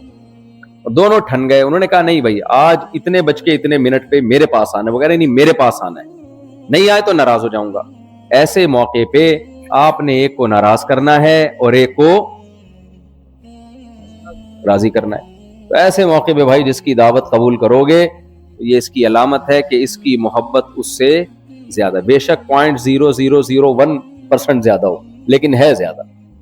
اللہ ہم سے یہ چاہتا ہے بیوی سے محبت کرو, عورت اپنے شوہر سے محبت کرے, اولاد سے محبت کرو, ماں باپ سے محبت کرو, دوستوں سے محبت کرو, اپنے کام سے, اپنے مال سے, یہ سب چیزوں سے انسان کو فطری طور پہ محبت ہوتی ہے. لیکن جب اللہ کا حکم اور مخلوق کی محبت ٹکرا رہی ہو تو سپیریئر کون ہے؟ اللہ. اللہ کو خوش کرنے میں مخلوق کو ناراض کرنا پڑے تو کر دو.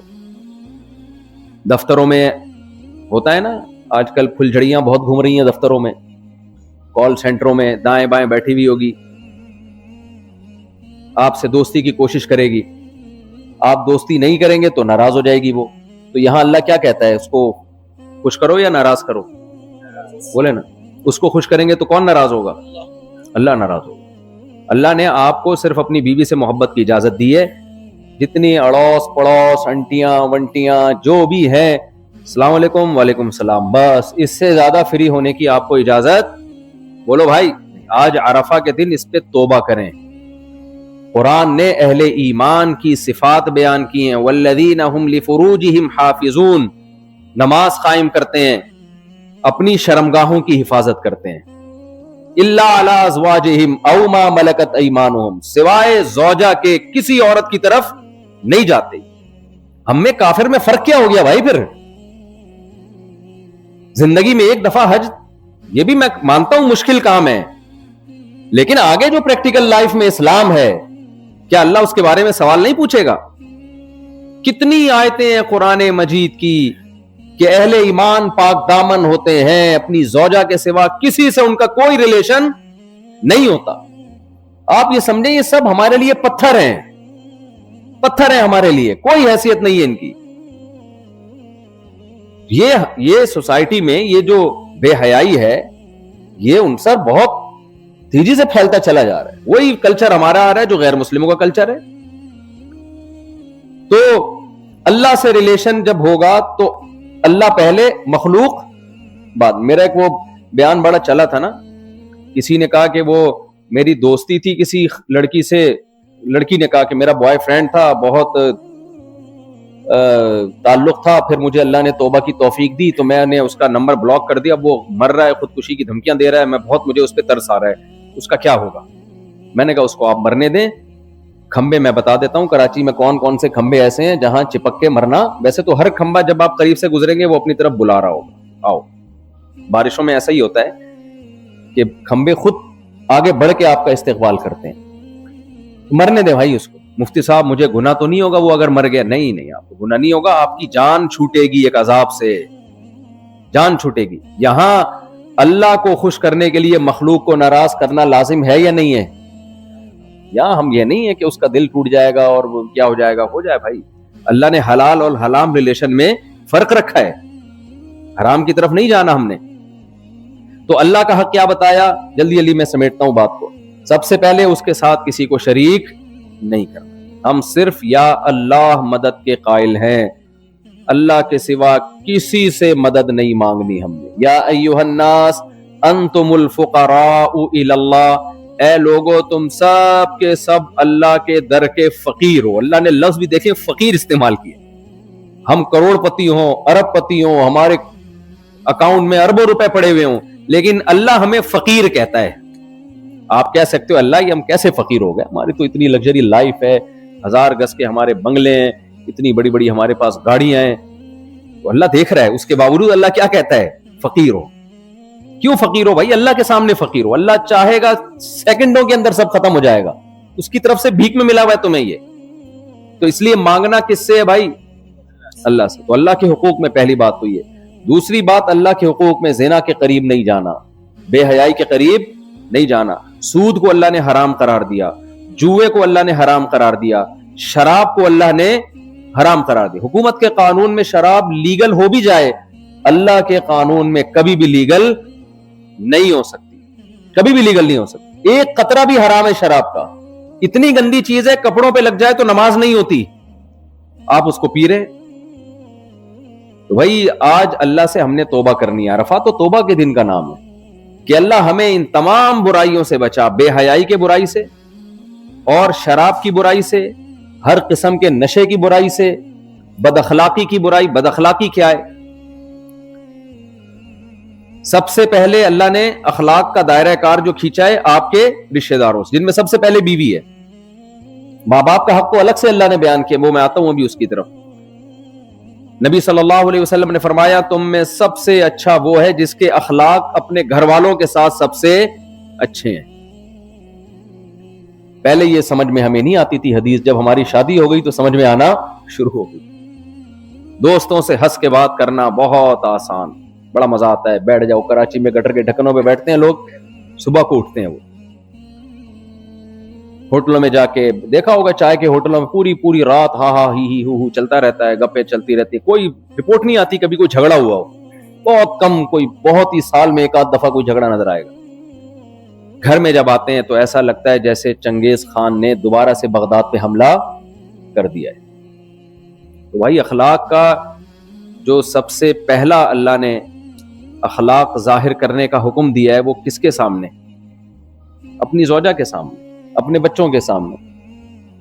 ہم نے بڑے علماء سے سنا ہے کہ بچے جس باپ کو چاہیں کہ وہ گھر میں رہے, اس کا مطلب وہ کامیاب باپ ہے, اور جس باپ کے بارے میں چاہیں کہ یہ گھر میں نہ آیا کریں, فل ٹینشن بن کے آتے ہیں یہ, ٹھیک ہے نا, تو وہ کامیاب باپ نہیں ہے. تو اخلاق باس کے سامنے بھی بہت اچھے ہوتے ہیں. دیکھو ایئر ہوسٹس کے اخلاق کتنے اچھے ہوتے ہیں. میں نے کبھی کسی ایئر ہوسٹس کو بدتمیزی کرتے ہوئے نہیں دیکھا. ابھی وہ سعید انور بھائی نے اپنا واقعہ سنایا, وہ کرکٹر ہے نا مشہور, تبلیغ میں ماشاءاللہ بڑی خدمت کر رہے ہیں. وہ کہتے ہیں میں اپنی اہلیہ کے ساتھ سفر کر رہا تھا جہاز میں, تو ایئر ہوسٹس نے آ کے بڑے محبت سے کافی کا پوچھا. کہتے ہیں میں نے بھی بڑی محبت سے کافی کا بنوانے کا بول دیا, لے آئے. میری بیگم کو غصہ آیا, اس سے کافی کا کیوں بولا آپ نے, یہ جو ہے اتنے آرام سے آپ نے اس کو کافی کا بولا ہے کہ جائیے کافی بنا کے لے آئے, ہمیں تو گھر میں بولتے ہو جاؤ ذرا کافی بنا کے لے آؤ, یہ اسٹائل تو یہاں آپ کا کیوں ہے. کہتے ہیں وہ مزاح کیا انہوں نے کہ اس کو سیریس نہ لیں. کہتے ہیں میں نے بیگم سے کہا کہ اتنے خوبصورت اسٹائل سے کبھی کافی کا تم نے پوچھا ہے مجھے, اتنے اسٹائل سے تم نے کبھی کافی کا پوچھا, جیسا اسٹائل اس کا ویسا ہی ہمارا, یہ مزاح ہے, اس کو سیریس نہ لیں. تو ایئر ہوسٹس کے اخلاق کتنے اچھے ہوتے ہیں, کتنے پیارے اخلاق ہوتے ہیں, کبھی اس کو غصہ نہیں آتا. آپ کا کیا خیال ہے, اس اخلاق کو اس کو ثواب ملتا ہے بھائی؟ نہیں, اس اخلاق پہ کیا ملتا ہے؟ کمپنی کی طرف سے ترقیاں ملتی ہیں اور پیسے ملتے ہیں. اسی بیچاری کو اگر جہاں پیسے نہ ملے, پھر جہاز سے اترتے ہی اس کو پیسے نہیں ملتے, پھر آپ اسی ایئر ہوسٹس سے کہیں کہ آپ ذرا ایک کافی کا کپ میرے لیے بنا کے لے آئیں, وہ کیا کہے گی, میں تمہارے باپ کی نوکر لگتی ہوں یہاں پہ تمہارے ایئرپورٹ پہ کافیاں بنا کے لاؤں؟ کیا خیال ہے, دفعہ ہو یہاں سے. تو بھائی ماں باپ کے ساتھ اخلاق سے بات کرنا, بیوی کے ساتھ اخلاق سے بات کرنا, بچوں کے ساتھ اخلاق سے بات کرنا, اس پہ پیسے نہیں ملتے, اس پہ کیا ملتا ہے؟ ثواب. باس کے ساتھ اخلاق سے بات کرنے پر پیسے بھی ملتے ہیں اور ترقیاں بھی ہوتی ہیں. بوڑھے باپ اور بوڑھی ماں کے ساتھ اخلاق سے بات کرنے پر ثواب کے علاوہ کچھ نہیں مل رہا. اس لیے اللہ نے باس کے اخلاق سے بات کرنے کو قرآن میں اتنا فوکس نہیں کیا. ایئر ہوسٹس کو اللہ نے قرآن میں الگ سے کوئی آیتیں نہیں بتائی کہ کسٹمر جو مسافر ہوتے ہیں ان کے ساتھ اور اچھا سلوک کرو. اللہ کو بتاتا حقوق ضائع ہوں گے بوڑھے باپ اور بوڑھی ماں کے. حقوق کس کے ضائع ہوں گے؟ بوڑھے باپ, اور جو شریف بیویاں گھروں میں بیچاری سیدھی سادی, ان کے اخلاق ضائع ہوں گے. جو سیدھی سادی نہیں ہوتی ان کے ساتھ تو لوگ بڑے تمیز سے چل رہے ہوتے ہیں. مجھے یاد ہے ایک صاحب آئے, ان کے بیگم نے بڑا ستایا ہوا تھا ان کو, مجھے کہنے لگے یار بس بیچ کے کھانا رہ گیا ہے, یعنی مجھے بیچ کے کھا جائیں بس, اتنا باقی بہت ہو گیا. تو میں نے کہا بھائی تو نہیں, جب بن رہی تو علیحدگی اختیار کرو. کہتے ہیں بھائی وہ متحدہ کی, میرے سالے کس کے, اس زمانے میں بڑا زور تھا متحدہ کا, یعنی متحدہ کیا, نہ میں چھوڑ سکتا ہوں نہ میں رکھ سکتا ہوں, دونوں طرف موت ہی موت نظر آ رہی ہے. میں نے کہا پھر لائف کو انجوائے کرو. پھر میں نے کہا کہ ضرب الحبیبی زبیب, عربی کا ایک مقولہ ہے, محبوب کی مار کشمش کی طرح میٹھی ہوتی ہے. میں نے کہا کھاتے رہو مار کے. تو جو بیچاری نیک شریف ہوتی ہیں وہ آپ کے شکنجے میں آ گئیں, اب آپ ناجائز فائدہ اٹھا رہے ہو اس کے کمزور ہونے کا, بات نہیں کرتے تمیز سے, ہر وقت لب و لہجے میں سختی رہتی ہے. تو اس لیے اللہ تعالیٰ نے ماں باپ کا حق بہت اہتمام سے بیان کیا, اپنے حق کے بعد ماں باپ کو بیان کیا اللہ نے. وَوَصَّيْنَا الْإِنسَانَ بِوَالِدَيْهِ, اور اللہ نے فرمایا وَقَضَىٰ رَبُّكَ أَلَّا تَعْبُدُوا إِلَّا إِيَّاهُ, تیرے رب نے فیصلہ کر دیا ہے کہ اللہ کے سوا کسی کی عبادت نہیں ہوگی. اور وَبِالْوَالِدَيْنِ إِحْسَانًا, تیرے رب نے فیصلہ کر دیا والدین کے ساتھ احسان. کہتے ہیں عمل میں اچھے سلوک میں ایکسیلنسی پیدا کرنا. صرف اچھا سلوک نہیں چلے گا, بہت اچھا سلوک کرنا پڑے گا. کتنا اچھا؟ اما یبلغن عندک الکبر احدہما او کلاہما فلا تقل لہما اف, دونوں یا دونوں میں سے کوئی ایک بوڑھا ہو جائے, ان کے سامنے اف کرنے کی اجازت نہیں ہے, اف کرنے کی, کیونکہ بڑھاپے میں انسان چڑچڑا ہو جاتا ہے, بات بات پہ غصہ آتا ہے, جذباتی ہو جاتا ہے. تو اللہ کہتے ہیں اب تمہیں جذبات کا جواب جذبات سے دینے کی اجازت نہیں ہے. آپ بتاؤ, جو مذہب بوڑھے ماں اور بوڑھے باپ کے سامنے, بوڑھی ماں اور بوڑھے باپ کے سامنے اف کرنے کی اجازت نہ دے رہا ہو, وہ بڑھاپے میں اولڈ ہاؤس میں جمع کرانے کی اجازت دے گا آپ کو؟ کیا ہو گیا پھر آپ چپ بیٹھے ہوئے؟ وہ اجازت دے گا کہ جان چھڑاؤ یار, ان کو اولڈ ہاؤس میں جمع کراؤ یار, پیسے جا کے رکھ کے آ جایا کرو وہاں پہ. قُلْ مَا أَنفَقْتُم مِّن خَيْرٍ فَلِلْوَالِدَيْنِ. صحابہ پوچھتے تھے یا رسول اللہ نے بہت حکم دیا مال خرچ کرو, شروع کہاں سے کریں؟ قرآن نے کہا فَلِلْوَالِدَيْنِ, سب سے پہلے والدین. ہر چیز میں سپیریئر کون ہے بھائی ہمارے لیے؟ والدین. اس کے بعد بیوی بچے,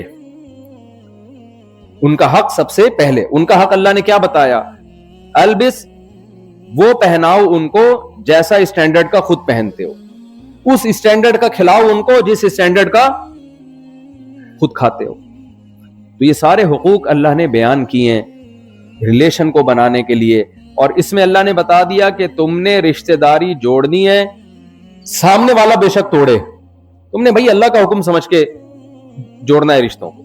آج رشتے جوڑے جاتے ہیں, وہ ایک ٹک ٹاک پہ آج کل اس طرح کی میمز آتی ہیں نا, تو ایک آئی کہ پاکستانی لوگ فارغ بیٹھے ہوئے, آپ کو پتا ہے یہی کرتے رہتے ہیں صبح سے شام, اس میں بعض چیزیں بڑی کام کی ہوتی ہیں. اس نے بتایا کہ رشتہ داروں کے گھر داخل ہونے کی دعا, رشتہ داروں کے گھر داخل ہونے کی دعا. آگے بتائے السلام علیکم او مطلب پرستو, السلام علیکم یا مطلب پرستو, وہ ڈسا ہوا ہوگا بیچارہ.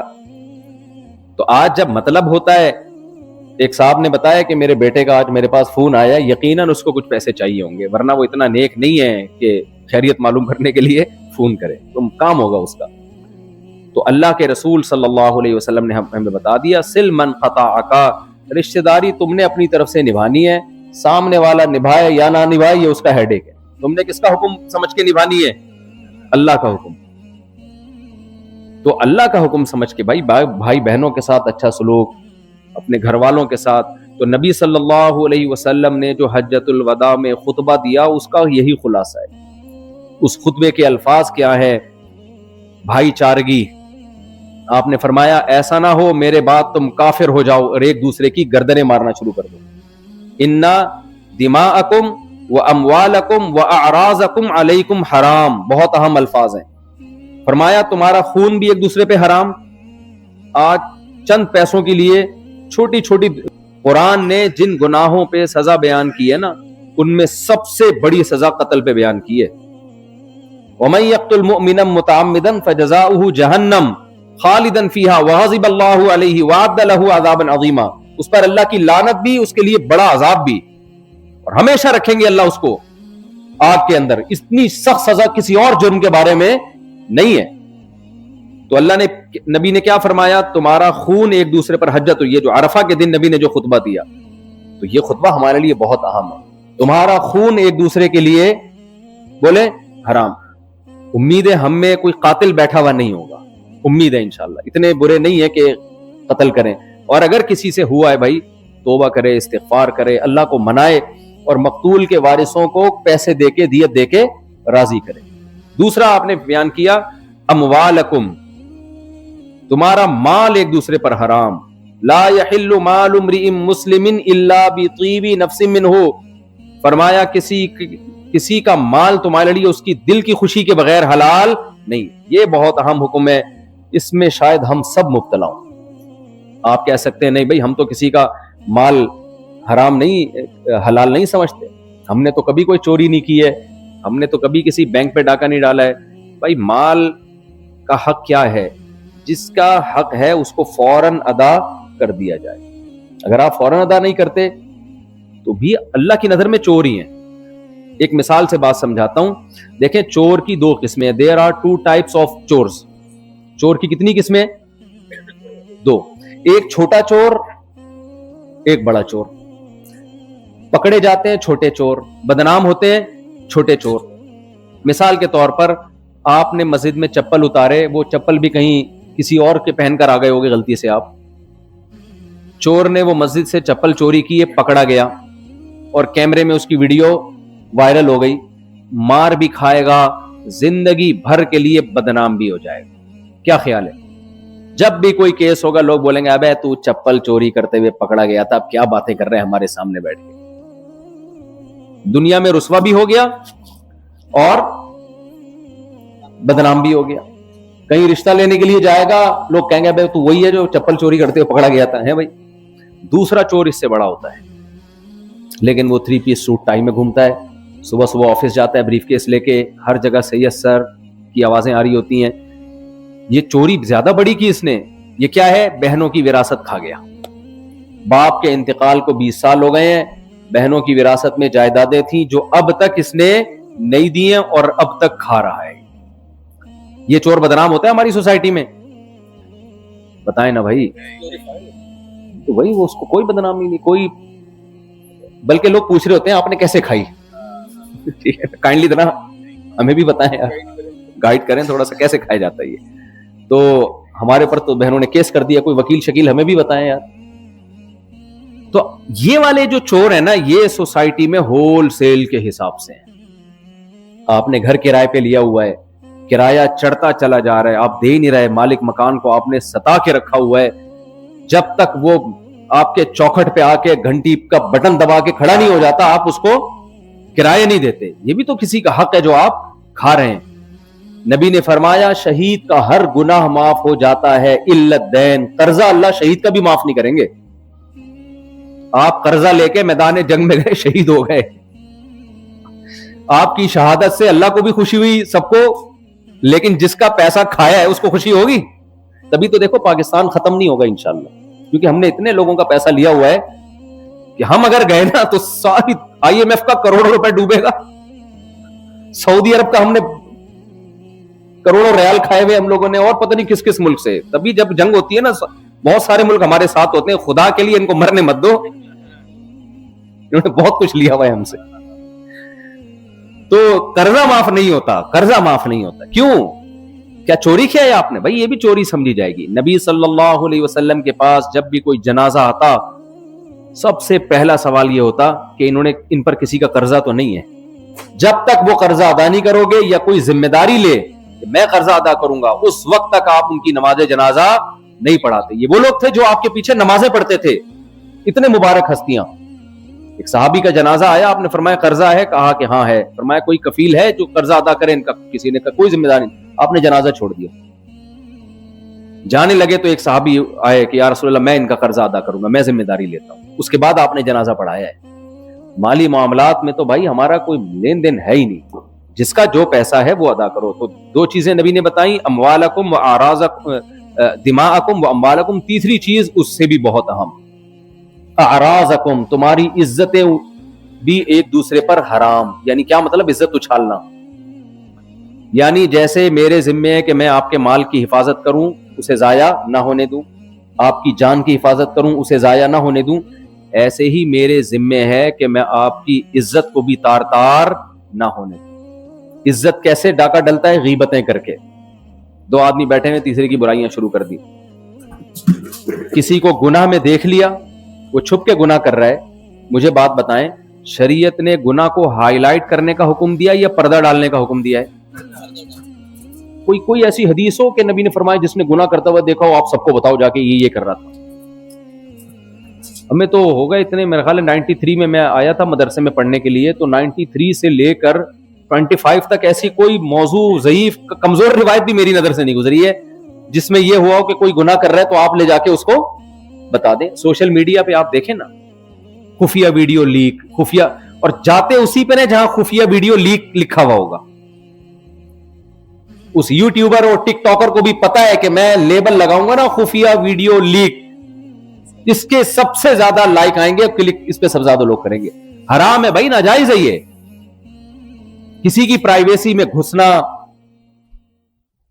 इस्लाम ने इतनी, किसी को जिना करता हुआ देख लिया हो ना, तो शरीयत कहती है 4 गवाह नहीं है, 3 गवाहों ने अगर गवाही दी तो उल्टा उन 3 गवाहों पे 80-80 कोड़े लगेंगे।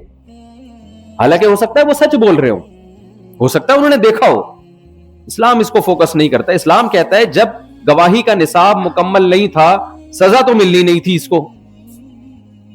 तो तुमने बिला वजह जाके उसको क्यों दुनिया को बता दिया कि ये बुराई कर रहा है? उसके एक छुपे हुए राज को तुमने दुनिया के सामने क्यों फाश किया?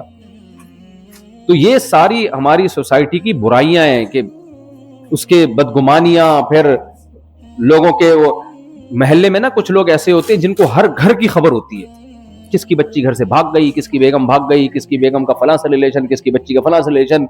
ये सोसाइटी के अच्छे लोग बोलो नहीं, लोग अक्सर इनके पास जाके बैठते हैं, हाँ भाई बताओ मार्केट में चल क्या रहा है आजकल। यार इसको क्यों पता है सबके बारे में? ये खुफिया एजेंसी से इसका ताल्लुक है, ये क्या है, ये क्यों पता है भाई? बहुत सी चीजों का ना पता होना ये पता होने से बेहतर है। आपको अगर नहीं पता, अपने घर के अलावा कुछ भी नहीं पता हो आप, ये ज्यादा अच्छा है।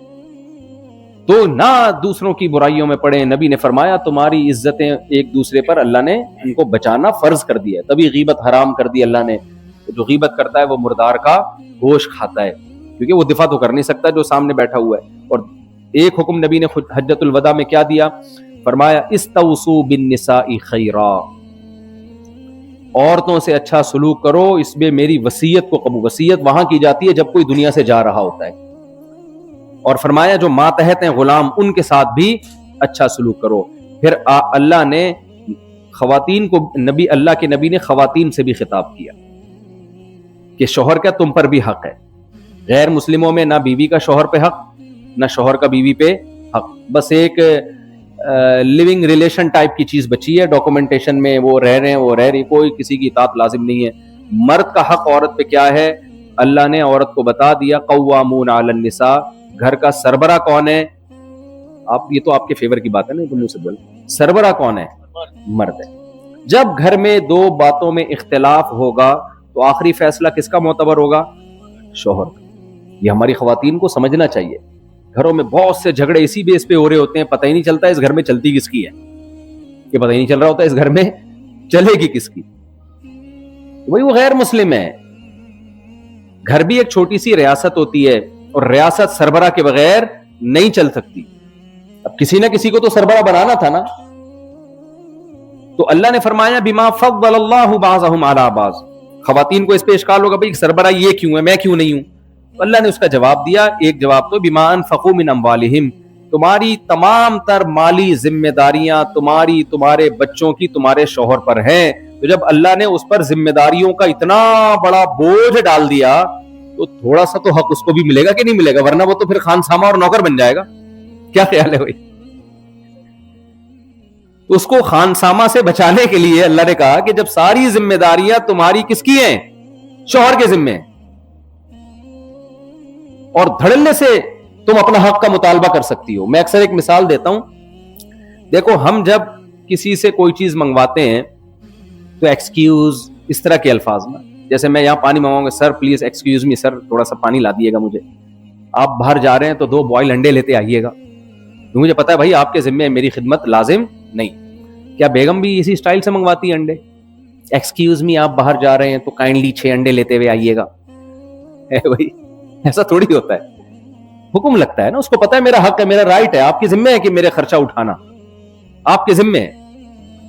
तो जब अल्लाह ने औरत को इतना फेवर दे दिया कि तुम्हारी तमाम तर जिम्मेदारी किसकी है, औरत करोड़ों रुपए भी कमाती हो ना, फिर भी उसका नान नफका शौहर के जिम्मे है, उसके अपने जिम्मे नहीं है। अजीब बात है, माँ बाप करोड़ों रुपए कमाते हो ना तो बेटे के जिम्मे उनका नान नफका नहीं है, क्योंकि वो खुद कमा रहे हैं। बेटे के जिम्मे जब है जब वो ना कमा रहे हो। लेकिन बीवी को विरासत में करोड़ रुपए भी मिले हो तो भी उसकी जिम्मेदारी किसके कंधों पे है? शौहर के कंधों में। इस मामले में अल्लाह ने, नान नफके के मामले में अल्लाह ने उसको आगे रखा है। तो फिर मियां को भी तो थोड़ा सा कुछ, उस बेचारे को कुछ हक दिया है। उसका हक ये दिया है कि घर में जब राय में इख्तिलाफ होगा तो आखिरी फैसला किसका होगा? इसका होगा। तो अल्लाह के कहने से मान लें भाई ये हमारा सरबरा है, हम इसके मातहत हैं, हम गुलाम नहीं है इसके। लेकिन क्या है, देखो हम हुकूमत के मातहत होते हैं, हुकूमतों के गुलाम थोड़ी होते हैं हम। आप दफ्तर में अपने बॉस के गुलाम होते हैं क्या? मातहत होते हैं, मैनेजर के मातहत होते हैं आप। तो घर में भी मियाँ सरबरा है और खवातीन उनके मातहत है। तो ये नबी सल्लल्लाहु अलैहि वसल्लम ने हुकूक बयान किया और मर्द को कहा कि इनके साथ अच्छा सलूक करो। और सिर्फ कहा नहीं, ये करके दिखाया है। अपनी ज़ौजा सैयदा आयशा के साथ कैसा अच्छा सलूक किया। 2 हदीसें सुना के बस मैं बयान को खत्म करता हूं। اور پھر کچھ عرفات کے تھوڑے سے اعمال بتا دیتا ہوں جو مولانا انعام صاحب ماشاءاللہ بار بار بتا ہی رہے ہیں, ان کو ہلکا سا ریپیٹ کر دیتا ہوں. نبی صلی اللہ علیہ وسلم کی دعوت کی ایک صحابی نے, آپ نے فرمایا کہ عائشہ کو بھی بلاؤ میرے ساتھ, میری زوجہ عائشہ کو بھی بلاؤ. وہ صحابی افورڈ نہیں کر سکتے تھے, تو میں کیسے بلاؤں, منع کر دیا. چند دنوں بعد ان صحابی نے دوبارہ دعوت کہ یا رسول اللہ میں چاہتا ہوں آپ میرے گھر آ کے کھانا کھائیں. آپ نے فرمایا عائشہ کو بھی بلاؤ. وہ لوگ صاف دل کے تھے, تکلف نہیں تھا, انہوں نے کہا نہیں بھائی ایک کا تو افورڈ کر سکتا ہوں, دو کا افورڈ نہیں کر سکتا. آپ نے منع کر دیا دعوت سے. تیسری دفعہ پھر ان صحابی نے دعوت دی, آپ نے فرمایا عائشہ کو بھی بلاؤ. انہوں نے کہا یا رسول اللہ آپ ان کو بھی لے کر آئے. تو سیدہ عائشہ رضی اللہ تعالی عنہا کے ساتھ آپ کی زوجہ تھی نا, کیسا معاملہ کیا. آج لوگ چاہ رہے ہوتے ہیں پتلی گلی سے نکلیں, اور پتلی گلی بھی بنائی ہوئی ہوتی ہے, ابھی زیادہ ڈیٹیل میں نہیں جاتا. خیر, دوسرا سیدہ عائشہ فرماتی ہیں کہ میں برتن میں جہاں سے منہ لگا کے پانی پیتی, نبی صلی اللہ علیہ وسلم برتن کو گھما کے اسی جگہ اپنے ہونٹ مبارک رکھتے اور وہاں سے پانی پیتے تھے. تو یہ زوجہ کے ساتھ محبت کا اظہار ہے. پڑوس پڑوس میں کسی کے ساتھ اتنا فری ہونے کی آپ کو اجازت. آپ کہتے ہیں کہ آپ, مجھے ایسا لگتا ہے جب میں پہلی بات کرتا ہوں آپ خوش ہوتے ہیں, ہاں بھائی زوجہ کے ساتھ. جب میں کہتا ہوں اڑوس پڑوس میں نہیں, پھر تھوڑا سا ٹینشن سی محسوس ہوتی ہے کہ یہ کیا ہو رہا ہے. تو اللہ کے حقوق, اللہ کی مخلوق کے حقوق, ان دو حقوق کا نام کیا ہے؟ اسلام. اور یہ حقوق ان تعلیمات کی روشنی میں پوری کرنے جو اللہ اس کے رسول نے ہمیں بتائے. تو عرفات کے دن جو نبی نے دو کام کیے, میں نے جو بیان جب شروع کیا تھا, ایک تو آپ نے خطبہ دیا جس کا کچھ تھوڑا سا خلاصہ میں نے آپ کے سامنے پیش کیا. اس میں خطبے میں ایک بات یہ بھی, الا لا فضل لعربی علی عجمی ولا لعجمی علی عربی الا بالتقوی. کسی عربی کو کسی اجمی پہ کوئی فضیلت نہیں, کسی اجمی کو کسی عربی پر کوئی فضیلت نہیں, فضیلت صرف تقوی کی بیس پر ہوگی. ان اکرمکم عند اللہ اتقاکم. قوم پرستی کی جڑیں کاٹ دی. اسلام میں اگر قوم پرستی کی ذرا سی بھی اجازت ہوتی تو اسلام کی پہلی تلوار, ہمارے نبی عربی تھے, آپ کی پہلی جنگ کس سے ہوئی؟ بولو, عربی سے. سامنے کوئی اور نہیں تھے, عرب تھے. پھر عربوں میں بھی آپ کی قریشی تھے. سامنے بدر میں جو پہلا مقابلہ تھا وہ کون تھے؟ بولے نا یار, قریش. اور آپ قریشیوں میں بھی ہاشمی تھے. سب سے پہلے جو حل میں مبارز کا نعرہ لگ کے لڑائی شروع ہوئی وہ ہاشمیوں سے ہوئی ہے. قوم پرستی کا تو ایسی کی تیسی کر دی. بھائی نظریات ہیں, نہ کسی کالے کو گورے پر, نہ گورے کو کالے پر کوئی فضیلت, نہ عربی کو اجمی پر, نہ اجمی کو عربی پر. جڑ سے ختم کر دیا. تبھی تو اجمی آپ پر ایمان لے کر آئے ہیں. بہت عرصے تک اجمیوں نے اس امت کی قیادت کی ہے. آپ محدثین میں دیکھیں گے زیادہ اجمی ہیں. فقہ میں جو سب سے زیادہ مقام ملا ہے, جو فقہ میں جس کو امت نے سب سے زیادہ فالو کیا ہے, وہ امام ابو حنیفہ رحمہ اللہ ہیں. وہ اجمی, وہ کوفہ کے تھے. امام بخاری اجمی, سمجھ رہے ہیں, جو حدیث کی سب سے مشہور ترین کتاب. وجہ کیا ہے بھائی؟ سب کے لیے اسلام, چاہے عربی ہو چاہے اجمی ہو, سب کے لیے اسلام کے دروازے کھلے ہیں. عصبیت ختم. حضرت سلمان فارسی رضی اللہ تعالی عنہ ایک جنگ کے لیے گئے, جہاد کے لیے, اور لڑائی تھی ایران سے. فارس تھے. لڑائی کس سے تھی؟ ایران سے, جو آپ کی قوم کے لوگ ہیں. فارس خود بھی فارسی ہیں اور جنگ کے کمانڈر بنے ہوئے. تو آپ نے لڑائی سے پہلے ان کو اسلام کی دعوت دی, اور الفاظ کیا تھے؟ یا اہل فارس انا رجل منکم ترون العرب یطیعوننی. میں فارسی ہوں, تم دیکھ رہے ہو عرب میرے ماتحت ہو کے لڑ رہے ہیں. عرب تو کسی کو مانتے نہیں. میں تمہاری قوم کا ہو کے کمانڈر کس کا بنا ہوا ہوں؟ عربیوں کا, جو کسی کو مانتے ہی نہیں تھے. یعنی بتا دیا یہ اسلام کی خوبی ہے کہ نظریات کی لڑائی ہے, یہ قوم پرستی کی لڑائی نہیں ہے. تو یہ بھی نبی نے حجۃ الوداع کے موقع پہ فرمایا کہ لا فضل لعربی علی عجمی, اور کلکم من آدم, سب آدم کی اولاد ہو. اور آدم کو اللہ نے مٹی سے پیدا کیا ہے. تو ہم سب ایک آدم اور ایک حوا کی اولاد ہیں. تو اس کا بھی نبی صلی اللہ علیہ وسلم نے جڑ سے خاتمہ کیا, اور آپ صلی اللہ علیہ وسلم نے امانتوں کو حقدار تک پہنچانے کا اس خطبے میں حکم دیا. ایک دوسرے کی جان, مال, عزت کو اچھالنے کا سے منع کیا. یہ سارے احکام دیے. اور ایک انتہائی اہم حکم, فَلْيُبَلِّغِ الشَّاهِدُ الْغَائِبُ. فرمایا میرا یہ پیغام جو موجود ہیں ان تک پہنچا دیں جو موجود نہیں. تو ہر مسلمان داعی بھی ہے, مبلغ بھی ہے. ایسا ہی نہیں ہے کہ ہم نے اپنے دین پر عمل کرنا ہے بھائی, ہم نے اسلام کو آگے پھیلانے کی بھی کوشش کرنی ہے. تو یہ سارے جذبے لے کے آج عرفات کے دن سے جائیں. خواتین عزم کریں کہ ہم نے پردہ کرنا ہے. پردہ کس کا حکم ہے بھائی؟ اللہ کا. اللہ نے عورت کو, بوڑھی عورتوں کو کچھ مستثنا کیا اللہ تعالیٰ نے. جو خواتین سمجھتی ہیں کہ میں بوڑھی ہو گئی ہوں, جو کہ کوئی بھی میرا خیال ہے نہیں سمجھیں گی, تو وہ ٹھیک ہے, وہ پردے کے حکام میں ان کو نرمی ہے, لیکن جب تک جوان ہے پردہ کرنا پڑے گا. اور اللہ نے رشتہ داروں کے نام بیان کیے, ایک ایک رشتہ دار, کہ اس سے پردہ نہیں ہے, اس سے نہیں ہے, اس سے نہیں ہے, ان کے علاوہ سب سے ہے, تاکہ اس میں ہم اپنی رائے نہ لے کر آئیں. تو دیور سے بھی پردہ اسلام میں, بہنوئیوں سے بھی بول لینا پردہ ہے, اور چچا زاد خالہ زاد سے بھی پردہ ہے. عورت پر لازم ہے کہ وہ پردہ کرے. جوائنٹ فیملی میں جب رہتی ہیں خواتین, شادی ہو گئی تو پھر یہ ضروری نہیں کہ برقع پہن کے ایک جگہ بیٹھ جائیں. جوائنٹ فیملی میں اب ایسا ہو نہیں سکتا. اتنا اہتمام کر لیں بھائی, کھانے کے اگر دسترخوان لگتا ہے تو سامنے دیور کے نہ بیٹھیں, آپ تھوڑا سا سائڈ پہ ہو جائیں, تھوڑا احتیاط کر لیں, فری نہ ہو اس سے. کہ سلام دعا کی حد تک تو ٹھیک ہے, جب رشتہ دار رہتے ہیں ایک ہی گھر میں رہتے ہیں تو سلام دعا کی حد تک کوئی وہ نہیں ہے. بے محابہ ہو کے بالکل سامنے آنا, گپیں مارنا, دیکھو ہماری ایک باؤنڈری, ہم غیر مسلم نہیں ہیں. اگر اس باؤنڈری کو ہم نے اتار دیا نا تو وہ حشر ہوگا جو وہاں ہو چکا ہے. اس باؤنڈری کو مت کھینچیں. اور اللہ ہم سے محبت اس بیس پہ کرتا ہے کہ ہم اس کا کلمہ پڑھتے ہیں, اس کو مانتے ہیں. اگر ہمارے اندر یہ بھی ختم ہو گیا تو اللہ کی نظر میں پھر کوئی حیثیت نہیں ہے, آخرت ہماری تاریخ ہے پھر. تو خواتین پردے کا اہتمام کی آج نیت کریں. عرفہ کا دن توبہ کا دن ہے.